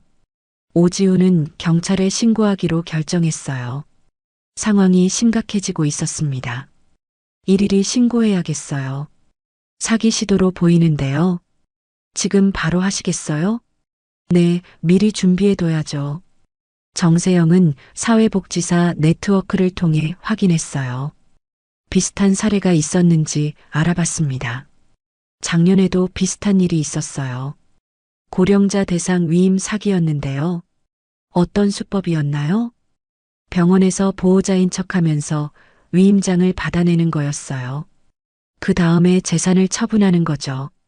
오지우는 고개를 끄덕였어요. 이번 사건도 같은 패턴인 것 같았습니다. 그럼 지금 상황이 딱 맞네요. 네, 저희가 막아야 해요. 배영호는 출입구를 통제하기로 했어요.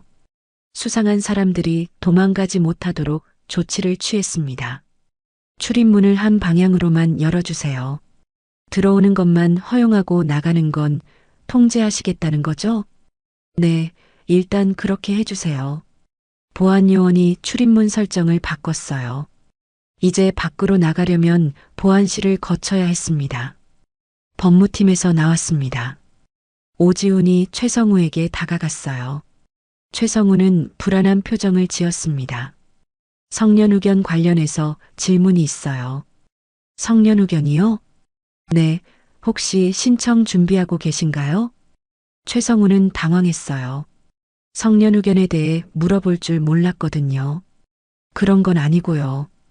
그런데 제출하신 서류를 보면 성년후견 신청과 비슷한 패턴이에요. 오지훈이 서류를 다시 펼쳤어요.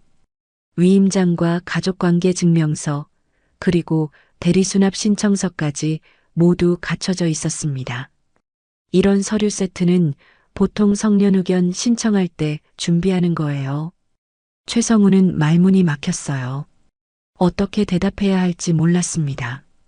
환자분께서 직접 요청하신 건가요? 네, 그렇습니다. 그런데 환자분은 지금 회복실에 계신데요. 확인해 볼까요? 오지훈의 제안에 최성우는 거부했어요.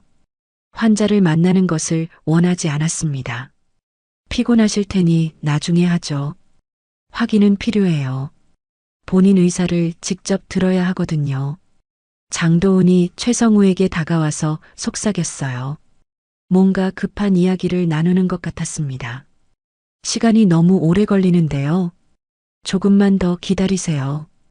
박기태는 출입구에서 계속 밖을 보고 있었어요. 승합차가 아직 그 자리에 있었습니다.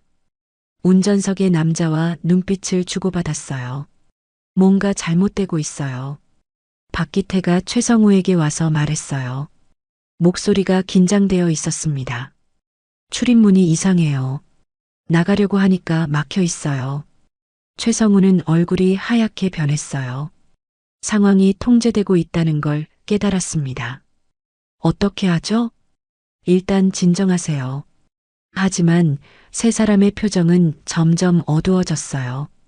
계획대로 진행되지 않고 있었습니다. 배영호는 내부 전화를 들었습니다. 동네 경찰서에 연락하고 있었어요. 형사과 이상준 팀장님 계신가요? 네, 바꿔드리겠습니다. 잠시 후 이상준의 목소리가 들렸어요.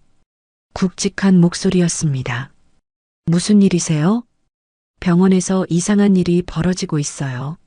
사기 시도로 보이는데요. 배영호가 상황을 설명했어요. 이상준은 심각하게 들었습니다. 지금 현장에 있나요?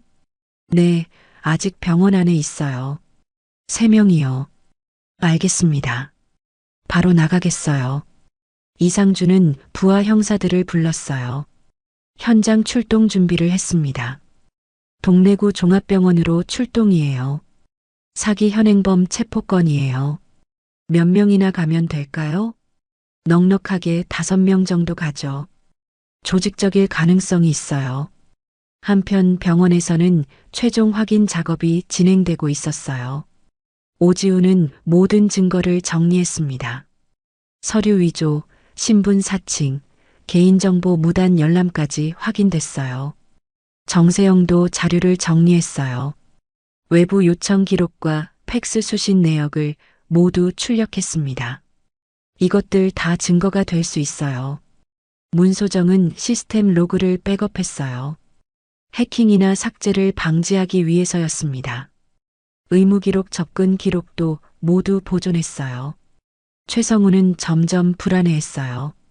주변에 병원 직원들이 많아지고 있었습니다. 우리 그냥 가면 안 될까요? 장도훈이 물었어요. 상황이 심각해지는 걸 느꼈습니다. 지금 나가면 더 의심받을 거예요. 박기태는 출입구를 다시 확인했어요. 보안 요원이 지키고 서 있었습니다. 정말 못 나가겠어요. 완전히 막혀 있어요. 차는 어떻게 되고 있나요? 아직 그 자리에 있어요. 오상민이 기다리고 있을 거예요. 세 사람은 서로 걱정스러운 눈빛을 교환했어요. 계획이 완전히 틀어졌습니다. 경찰이 올 수도 있어요. 그럼 어떻게 하죠? 일단 버텨야죠. 증거가 없으면 어쩔 수 없어요. 하지만 증거는 이미 충분했어요. 병원 측에서 모든 자료를 확보한 상태였습니다. 형사과에서 나왔습니다. 이상준이 병원에 도착했어요. 부하 형사 4명과 함께였습니다. 모두 사복을 입고 있었어요. 상황이 어떻게 되고 있나요? 배영우가 설명했어요. 외래동 구조와 수상한 사람들의 위치를 알려줬습니다. 3명이 원무가 근처에 있고요. 밖에는 차량 1대가 대기하고 있어요. 차량부터 확인해 보겠어요. 형사 2명이 주차장으로 향했어요. 승합차가 여전히 그 자리에 있었습니다. 차 번호 확인됐습니다. 렌터카 맞네요. 운전석의 오상민은 형사들을 보자 시동을 걸려고 했어요. 하지만 이미 늦었습니다. 경찰입니다. 시동 끄고 나오세요. 오상민은 당황했어요. 도망갈 수도 없는 상황이었습니다. 신분증 확인하겠습니다. 형사가 오상민의 신분증을 받았어요. 그리고 차량 내부를 확인했습니다. 이게 뭐예요? 뒷좌석에는 각종 장비가 있었어요. 휴대용 라미네이터, 스캐너, 그리고 인쇄된 서류들이 가득했습니다. 개인 물품이에요. 이런 장비를 왜 가지고 다니세요? 오상민은 대답하지 못했어요. 변명할 거리가 없었습니다. 일단 동행하시죠. 형사들은 오상민을 연행했어요. 차량도 압수했습니다. 병원 안에도 공범이 있다고 하던데요. 네, 3명 더 있어요. 이상준은 병원 안으로 들어갔어요. 최성우와 일행을 찾았습니다. 저분들이에요. 배영우가 가리켰어요. 세 사람은 아직 원무과 근처에 있었습니다. 경찰입니다. 신분 확인하겠습니다. 이상준이 다가가자 최성우는 얼굴이 하얗게 변했어요. 예상했던 일이 벌어졌습니다. 무슨 일로 그러세요? 사기 혐의로 조사가 필요합니다. 장도훈과 박기태도 형사들에게 둘러싸였어요. 도망칠 곳이 없었습니다. 가방 좀 확인해도 될까요? 형사가 장도훈의 가방을 열었어요. 안에서 휴대용 스캐너와 각종 도장이 나왔습니다. 이건 뭐예요? 업무용이에요. 어떤 업무에 쓰는 건가요? 장도훈은 대답하지 못했어요. 명확한 설명이 어려웠습니다. 위조 서류 제작 도구로 보이는데요. 형사는 박기태의 가방도 확인했어요. 여기서도 이상한 물건들이 나왔습니다. 공증 서류 양식이 이렇게 많이 왜 필요한가요? 혹시 모르니까 준비해 온 거예요. 일반인이 이런 걸 준비할 이유가 있나요? 박기태도 답변에 곤란해했어요. 모든 게 의심스러워 보였습니다. 현행범으로 체포하겠습니다. 이상준이 선언했어요. 세 사람은 수갑을 찾습니다. 사문서 위조, 사기 미수, 개인정보보호법 위반 혐의입니다. 우리가 뭘 잘못했다는 거예요? 최성우가 항변했어요. 하지만 증거가 너무 명확했습니다. 서류 위조한 것부터 시작해서 여러 가지 혐의가 있어요. 오지훈이 준비한 자료를 형사에게 전달했어요. 등기 열람 기록, 팩스 수신 내역, 위조 서류 분석 결과까지 모든 게 들어 있었습니다. 증거가 충분하네요. 이상준은 자료를 훑어봤어요. 조직적인 범죄라는 걸 확인했습니다. 이런 수법으로 다른 피해자도 있을 것 같은데요. 수사에서 밝혀내겠습니다. 형사들은 세 사람을 연행했어요. 병원 직원들이 지켜봤습니다. 고생 많으셨습니다. 이상준이 병원 측에 감사 인사를 했어요. 빠른 신고와 증거 보전 덕분에 현행범을 잡을 수 있었습니다. 앞으로도 이런 일 있으면 바로 연락 주세요. 네, 알겠습니다. 배영우가 대답했어요. 병원도 보안 절차를 더 강화해야겠다고 생각했습니다. 피해자분은 어떻게 되셨나요? 회복실에서 기다리고 계세요. 직접 만나서 상황 설명을 드려야겠네요. 이상준은 윤경자를 만나러 갔어요. 사건의 표적이었던 당사자에게 경과를 알려줘야 했습니다. 이상준은 윤경자가 있는 회복실로 향했습니다. 박다은이 함께 따라왔어요. 윤경자님, 경찰에서 나왔습니다. 윤경자는 긴장한 표정으로 형사를 봤어요. 무슨 일인지 궁금했습니다. 혹시 제가 뭘 잘못했나요? 아니요, 피해자이십니다. 사기를 당할 뻔하셨어요. 이상준이 상황을 설명했어요. 최성우 일당이 무엇을 하려고 했는지 알려줬습니다. 조카 사위가요? 윤경자는 믿기 어려워했어요. 가족이라고 생각했던 사람이었거든요. 네, 위조 서류로 보호자 행세를 하려고 했어요. 그래서 뭘 하려고 한 거죠? 재산 관련 위임을 받아내려고 했을 것 같아요. 윤경자는 고개를 끄덕였어요. 최근 최성우가 자주 연락했던 이유를 알 것 같았습니다. 그런데 이상하네요. 옛날에도 비슷한 일이 있었거든요. 옛날에요? 네, 남편이 가게 보다가 사고 났을 때요. 이상준은 관심을 보였어요. 과거 사건과 연관이 있을 수도 있었습니다. 언제 일이었나요? 한 9년 전쯤이요. 시장에서 물건 정리하다가 넘어져서요. 어떤 사고였는데요? 상대방이 갑자기 밀치면서 넘어뜨렸어요. 그런데 이상했어요. 윤경자가 당시 상황을 설명했어요. 사고 직후 과도한 합의금을 요구받았다고 했습니다. 보험 처리하는 사람들도 이상한 사람들이 왔었어요. 보험 처리요? 네, 최성우가 소개해준 사람들이었어요. 이상준은 주목했어요. 최성우가 과거 사건에도 연루되어 있었습니다. 그때도 뭔가 조작된 것 같았거든요. 어떤 점에서요? 치료비가 갑자기 많이 나왔어요. 그리고 보험금도 말이 안 되게 많이 받았고요. 이상준은 메모를 했어요. 과거 사건을 재조사해야 할 것 같았습니다. 혹시 그때 자료 보관하고 계신가요? 집에 일부 있을 거예요. 나중에 확인해 봐야겠네요. 박다은은 윤경자 옆에 앉아서 위로했어요. 충격이 클 것 같았습니다. 다행히 미리 막을 수 있어서 좋았어요. 간호사님이 눈치채지 않았으면 큰일 날 뻔했네요. 윤경자가 감사 인사를 했어요. 박다은은 겸손하게 대답했습니다. 당연한 일이었어요. 그런데 어떻게 알아차렸어요? 박다은은 잠깐 망설였어요. 개인적인 사연이 있었거든요. 사실은 어머님을 예전에 뵌 적이 있어요. 언제요? 한 10년 전쯤이요. 제가 어려울 때 도움을 받았어요. 박다은이 이야기를 시작했어요.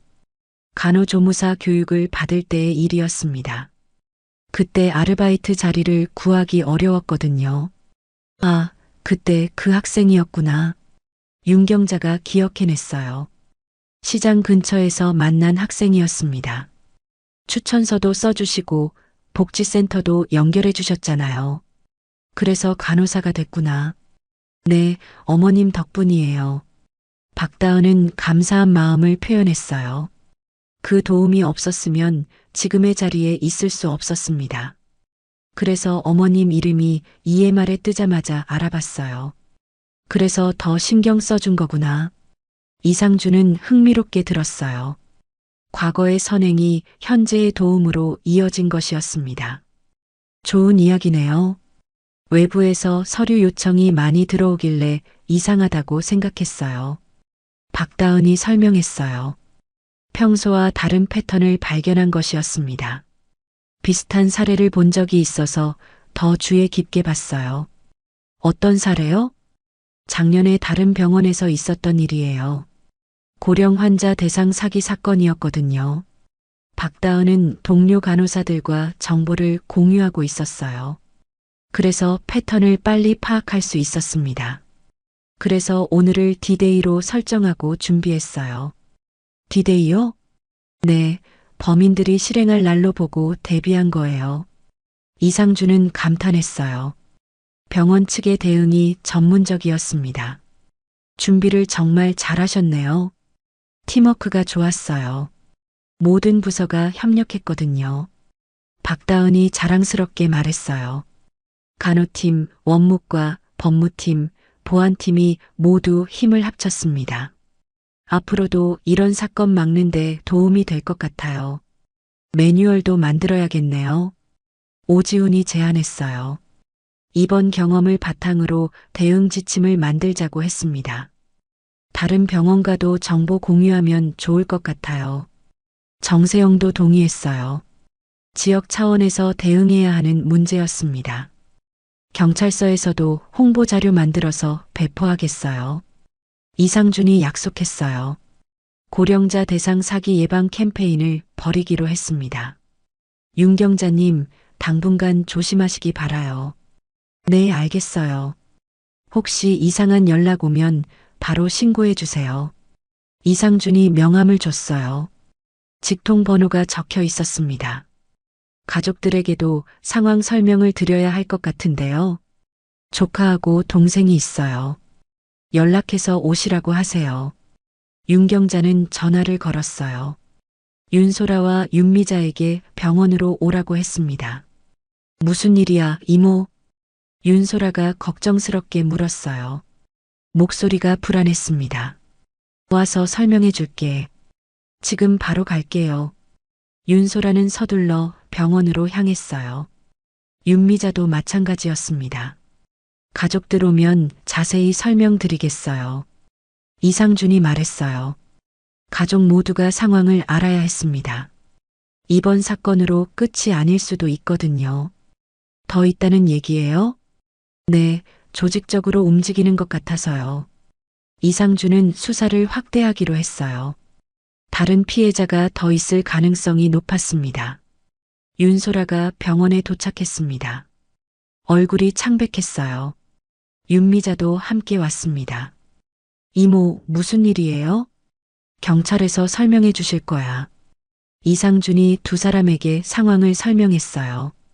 최성우의 사기 시도에 대해 자세히 알려줬습니다. 성우가요? 윤소라는 믿기 어려워했어요. 남편이 그런 일을 했다는 게 충격이었습니다. 네, 위조 서류로 이모님을 속이려고 했어요. 그럴 리가 없는데요. 윤소라는 여전히 의심스러워했어요. 남편을 믿고 싶었습니다. 증거가 있어요. 직접 보여드릴게요. 이상준이 압수한 물품을 보여줬어요. 위조 도장과 가짜 서류들이 있었습니다. 이게 정말 성우가 가지고 있던 거예요? 현장에서 압수한 거예요. 윤소라는 말문이 막혔어요. 증거가 너무 명확했습니다. 그럼 저도 속은 거네요. 어떻게 속으셨다는 거죠? 성우가 계속 말했거든요. 이모가 건망증이 심해졌다고요. 윤소라가 털어놓기 시작했어요. 최성우가 어떻게 자신을 속였는지 설명했습니다. 병원비도 많이 나온다고 했어요. 그래서 어떻게 하자고 했나요? 가족이 대신 관리해 주는 게 좋겠다고 했어요. 이상준은 수법을 파악했어요. 가족 간의 불신을 조장하는 것이었습니다. 이모가 서명을 거부한다고도 했어요. 서명을 거부한다고요? 네, 고집이 세다고 했어요. 윤경자는 억울했어요. 그런 말을 한 적이 없었거든요. 나는 그런 말 한 적 없어. 그럼 성우가 거짓말한 거네요. 윤소라는 남편이 조작했다는 걸 깨달았어요. 이간질을 한 것이었습니다. 미안해, 이모. 내가 속았어. 괜찮아. 너도 피해자야. 윤미자도 비슷한 경험이 있었어요. 최성우에게 계속 압박을 받았습니다. 나한테도 자꾸 전화했어. 어떤 내용으로요? 언니가 위험하다고 했어. 사기꾼들이 노린다고요. 이상준은 패턴을 확인했어요. 피해자 주변 사람들을 모두 조종하려고 했습니다. 그래서 어떻게 하자고 했나요? 가족끼리 미리 대비하자고 했어. 구체적으로 뭘 하자고 했죠? 공동 명의로 주택을 담보로 대출받자고 했어. 이상준은 놀랐어요. 단순한 서류 위조가 아니었습니다. 담보 대출이요? 네, 치료비 마련한다고 했어요. 진짜 목적은 다른 거였겠네요. 이상준은 수사 방향을 넓혔어요. 부동산 관련 사기까지 포함된 것 같았습니다. 법무팀에서 조치를 취해야겠어요. 오지훈이 나섰어요. 재산 보호를 위한 법적 절차가 필요했습니다. 위임 철회부터 해야겠네요. 어떤 위임이요? 혹시 서명하신 서류가 있나요? 윤 경자는 기억을 더듬었어요. 최근에 서명한 게 있었습니다. 병원비 관련해서 뭔가 썼던 것 같은데 어떤 내용이었어요? 잘 기억 안 나. 성우가 급하다고 해서. 오지훈은 심각하게 봤어요. 이미 일부 절차가 진행되었을 가능성이 있었습니다. 공증사무소에 확인해 봐야겠어요. 지금 바로 할 수 있나요? 네, 연락해 보겠어요. 오지훈이 전화를 걸었어요. 최근 윤경자 명의 위임 공증이 있었는지 확인했습니다. 있네요. 사흘 전에 공증받은 서류가 있어요. 내용이 뭔가요? 재산관리 위임이에요. 최성우에게 정권을 준다는 내용이네요. 윤경자는 기억이 났어요. 그날 최성우가 급하게 데려갔었습니다. 그때구나. 뭔지도 모르고 서명했어. 바로 철회해야겠어요. 오지훈은 철회 절차를 시작했어요. 공증사무소에 연락해서 무효화 조치를 요청했습니다. 다행히 아직 실행되지 않았어요. 실행되면 어떻게 되는 거예요? 부동산 처분이나 대출이 가능해져요. 윤소라는 등골이 오싹했어요. 거의 큰일 날 뻔했습니다. 성우가 정말 그럴 생각이었나요? 증거상으로는 그렇게 보여요. 이상준이 확인해 줬어요. 조직적인 재산 탈취 시도였습니다. 다른 서류도 확인해야 해요. 정세영이 제안했어요. 은행이나 관공서에 제출된 서류가 더 있을 수 있었습니다. 등기소 알림 서비스 가입하세요. 그게 뭐예요? 부동산 권리 변동이 있으면 즉시 알려주는 서비스예요. 윤경자는 고개를 끄덕였어요. 앞으로는 더 조심해야겠다고 생각했습니다. 신용정보 알림도 가입하세요. 그것도 필요한가요? 네, 본인 명의로 대출 신청이 있으면 바로 알 수 있어요. 오지훈이 모든 보호 조치를 설명해 줬어요. 재발 방지를 위한 것들이었습니다. 가족끼리도 연락망을 새로 만드세요. 어떻게요? 한 사람이 이상한 연락을 받으면 다른 가족에게 바로 알리는 거예요. 윤소라가 동의했어요. 이번 일로 가족 간 소통의 중요성을 깨달았습니다. 앞으로는 성우 말 무조건 믿지 않을 거예요. 그보다는 확인하는 습관을 만드는 게 좋아요. 이상준이 조언했어요. 의심보다는 검증이 중요하다고 했습니다. 병원에서도 도와드릴게요. 박다은이 나섰어요. 앞으로도 계속 관심을 가지겠다고 약속했습니다. 고위험 환자로 등록해서 특별 관리하겠어요. 그런 게 있어요? 네, 대리수납이나 서류 요청 시 추가 확인을 하는 거예요. 윤경자는 안심이 됐어요. 병원에서도 보호해준다니 든든했습니다. 정말 감사해요. 여러분 덕분에 큰일 안 당했네요. 당연한 일이에요. 박다은이 겸손하게 대답했어요. 하지만 마음속으로는 뿌듯했습니다. 이제 안전해졌네요. 네, 앞으로는 걱정 안 하셔도 될 것 같아요. 이상준이 확신을 줬어요. 모든 보호 조치가 완료됐습니다. 그런데 성우는 어떻게 되는 거예요? 윤소라가 걱정스럽게 물었어요. 남편이지만 범죄를 저질렀으니까요. 수사 결과에 따라 처벌받을 것 같아요. 이혼해야 하나요? 그건 본인이 결정하실 문제예요. 이상주는 개인적인 문제는 조언하지 않았어요. 법적인 부분만 설명해 줬습니다. 일단 상황을 정리하고 천천히 생각해 보세요. 윤소라는 고개를 끄덕였어요. 충격이 컸지만 현실을 받아들여야 했습니다. 박다은은 간호사실에서 과거 기록을 찾고 있었습니다. 윤경자와 관련된 옛 자료를 정리하고 있었어요. 정말 이상한 인연이네요. 동료 간호사가 말했어요. 과거에 도움받은 사람을 지금 보호하게 됐다니까요. 그때 추천서 써주신 덕분에 간호조무사 교육받을 수 있었어요. 어떤 상황이었는데요?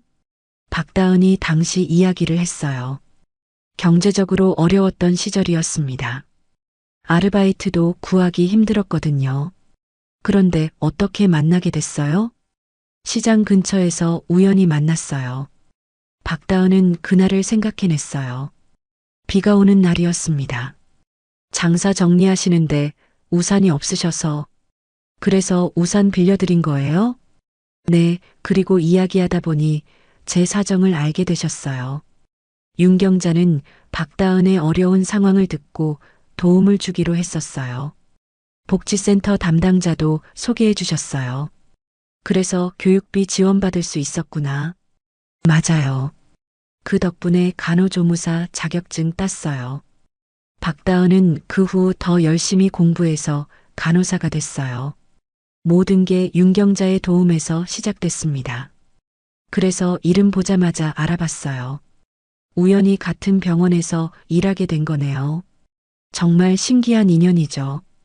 박다은은 EMR에 윤경자 이름이 뜨자마자 각별히 신경 썼어요. 외부 서류 요청이 많은 것도 그래서 눈에 띄었습니다.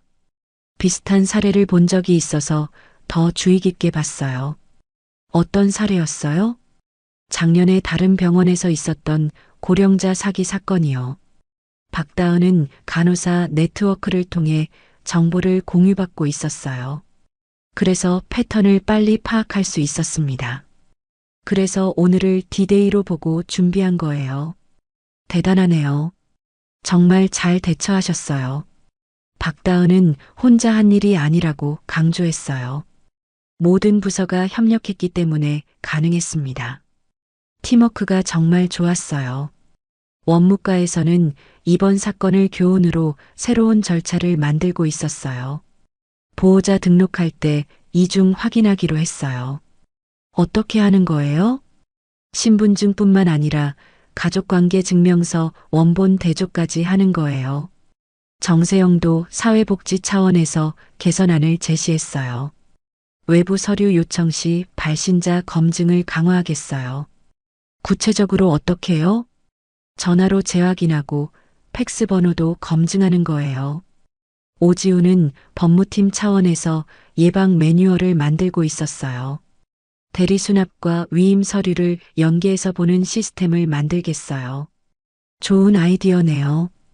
한꺼번에 여러 서류가 나오면 자동으로 알림이 뜨게 하는 거예요. 배영호는 보안 측면에서 강화 방안을 세웠어요. 출입 통제 시스템을 업그레이드 하겠어요. 어떻게 개선하실 거예요? 수상한 행동 패턴을 자동으로 탐지하는 거예요. 그런 게 가능해요? AI 기술을 쓰면 가능해요. 문소정은 의무기록팀에서도 모니터링을 강화하기로 했어요. 외부 요청 패턴 분석 프로그램을 도입하겠어요. 어떤 기능인가요? 비정상적인 요청이 들어오면 즉시 알려주는 거예요. 병원 전체가 이번 사건을 계기로 보안을 대폭 강화하고 있었어요. 다른 병원과도 정보 공유하면 좋겠어요. 박다은의 제안에 모두 동의했어요. 지역 차원에서 대응해야 하는 문제였습니다. 부산시 병원협회에 사례 공유하겠어요. 예방 교육 자료도 만들면 좋겠네요. 정세영이 추가 제안을 했어요. 환자와 가족을 위한 교육이 필요했습니다. 윤경자님께서 자원봉사에 참여하시면 어떨까요? 자원봉사요? 네, 경험자가 직접 예방 교육을 해주시면 더 효과적일 것 같아요. 박다은의 제안을 윤경자는 긍정적으로 받아들였어요. 좋은 생각이에요. 다른 분들이 피해 안 당하게 도와드리고 싶어요. 그럼 프로그램을 준비해 보겠어요. 정세영이 자원봉사 프로그램을 기획하기 시작했어요. 고령 환자 대상 안내와 교육을 담당하는 것이었습니다.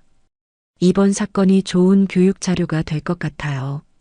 실제 사례라서 더 생생하게 전달할 수 있을 거예요. 윤경자는 자신의 경험이 남에게 도움이 된다니 보람을 느꼈어요. 나쁜 일을 당할 뻔했지만 좋은 결과로 이어지네요. 맞아요. 개인적인 위기가 사회적인 도움이 된 거예요. 박다은도 뿌듯했어요. 과거에 받은 도움을 현재에 되돌려줄 수 있어서였습니다. 정말 좋은 순환이에요. 앞으로도 계속 이런 관계를 유지하고 싶어요. 두 사람은 서로를 바라보며 미소를 지었어요. 10년의 시간을 넘어선 소중한 인연이었습니다. 병원에서도 이런 인정 네트워크를 활용하면 좋겠어요. 오지훈이 제안했어요. 개인적 인연이 공적 안전망으로 확장되는 것이었습니다. 지역 주민과 의료진이 함께하는 보호 체계를 만들어 보죠. 구체적으로 어떤 걸까요? 고령 환자분들의 보호자 네트워크를 구축하는 거예요. 정세영이 아이디어를 발전시켰어요. 단순한 의료 서비스를 넘어선 지역 공동체 차원의 접근이었습니다. 정기 모임도 갖고 정보도 공유하고요. 좋은 생각이네요. 배영호도 보안 측면에서 동의했어요. 지역사회가 함께 경계하면 더 효과적이었습니다. 경찰서와도 연계하면 더 좋을 것 같은데요. 이미 이상준 팀장님과 협의 중이에요. 정세영이 답했어요. 이번 사건을 계기로 경찰과의 협력도 강화되고 있었습니다. 원래 회의도 하기로 했어요. 어떤 내용으로요? 사기 수법 공유하고 대응 방안 논의하는 거예요. 윤경자는 듣고 있다가 문득 생각이 났어요. 시장 동료들 이야기였습니다. 우리 상인회에서도 관심 가질 것 같아요. 상인회요? 네, 시장에서 장사하던 사람들 모임이 있거든요. 윤경자가 설명했어요. 정기적으로 만나서 근황도 나누고 정보도 공유하는 모임이었습니다. 거기서 교육하면 더 많은 분들에게 도움이 될 거예요. 그럼 상인회와도 연계해보죠. 박다은이 적극적으로 나섰어요. 네트워크를 더 넓혀가고 싶었습니다. 김철수 회장님께 말씀드려 볼게요. 김철수 회장요? 네, 상인회에서 교육 담당하시는 분이에요. 윤경자는 전화를 걸어 김철수에게 상황을 설명했어요. 김철수는 매우 관심을 보였습니다. 그런 일이 있었어요? 네, 다행히 미리 막았지만 위험할 뻔했어요. 우리 회원들도 조심해야겠네요. 김철수는 즉시 교육 프로그램 편성을 약속했어요. 고령 회원들이 많아서 더욱 필요한 교육이었습니다. 다음 주 정기 모임 때 교육 시간 만들겠어요. 제가 가서 직접 이야기해 드릴게요. 윤경자가 자원했어요. 동료들에게 직접 경험담을 들려주고 싶었습니다. 그럼 병원에서도 전문가를 보내드리죠. 정세영이 제안했어요. 윤경자의 체험담과 전문가의 설명을 함께 들으면 더 효과적일 것 같았습니다. 좋은 협력 사례가 될 것 같네요. 오지훈도 만족스러워했어요. 개인의 위기가 지역사회의 안전망 강화로 이어지고 있었습니다. 언론에도 알리면 좋겠어요. 언론이요? 네, 좋은 사례니까 널리 알려야 해요. 박다은이 제안했어요. 병원과 시민의 협업으로 범죄를 막은 사례를 홍보하자는 것이었습니다. 부산일보 기자님께 연락해 보겠어요. 정세영이 나섰어요. 평소 알고 지내는 기자가 있었습니다. 개인정보는 보호하면서 사례만 소개하는 걸로 하죠. 당연히 그렇게 해야죠. 윤경자도 동의했어요. 자신의 이야기가 다른 사람들에게 도움이 된다면 기꺼이 공유하고 싶었습니다. 제 이름은 써도 돼요. 숨길 이유 없어요. 정말 감사해요. 박다은은 감동했어요. 윤경자의 용기와 배려심에 다시 한번 고마움을 느꼈습니다. 10년 전에도 그렇게 남을 도와주셨잖아요. 그냥 당연한 일을 한 것뿐이에요. 그 당연한 일이 지금의 저를 만들었어요. 두 사람의 대화를 듣고 있던 병원 직원들도 감동했어요. 선한 영향력이 시간을 넘어 이어지는 모습이었습니다. 우리도 이런 마음으로 일해야겠어요. 작은 도움이 큰 변화를 만들 수 있구나. 앞으로 더 세심하게 환자분들을 돌봐야겠어요. 모든 사람이 이번 사건을 통해 배움을 얻었어요. 개인의 위기는 공동체의 성장 기회가 되었습니다. 부산지방법원 제3형사부에서는 최성우 일당에 대한 판결이 진행되고 있었습니다. 최은교 판사가 선고를 준비하고 있었어요. 피고인 최성우, 장도은, 박기태, 오상민, 앞으로 나오십시오. 네 사람이 법정에 섰어요. 모두 수척해진 모습이었습니다. 사문서 위조, 사기미수, 개인정보보호법 위반 등의 혐의로 기소된 이 사건에 대해 판결하겠습니다. 최은교 판사는 판결문을 읽기 시작했어요. 피고인들은 조직적으로 고령자를 표적으로 한 범행을 계획했습니다. 주동자 최성우에게는 징역 3년에 벌금 500만 원을 선고합니다. 최성우는 고개를 숙였어요. 예상보다 무거운 처벌이었습니다. 공범 장도훈, 박기태에게는 각각 징역 2년을 선고합니다. 배우 조종자 오상민에게는 징역 4년에 추징금 2천만 원을 선고합니다. 오상민은 얼굴이 새하얗게 변했어요. 가장 무거운 처벌을 받았습니다. 아울러 9년 전 보험 사기 사건도 함께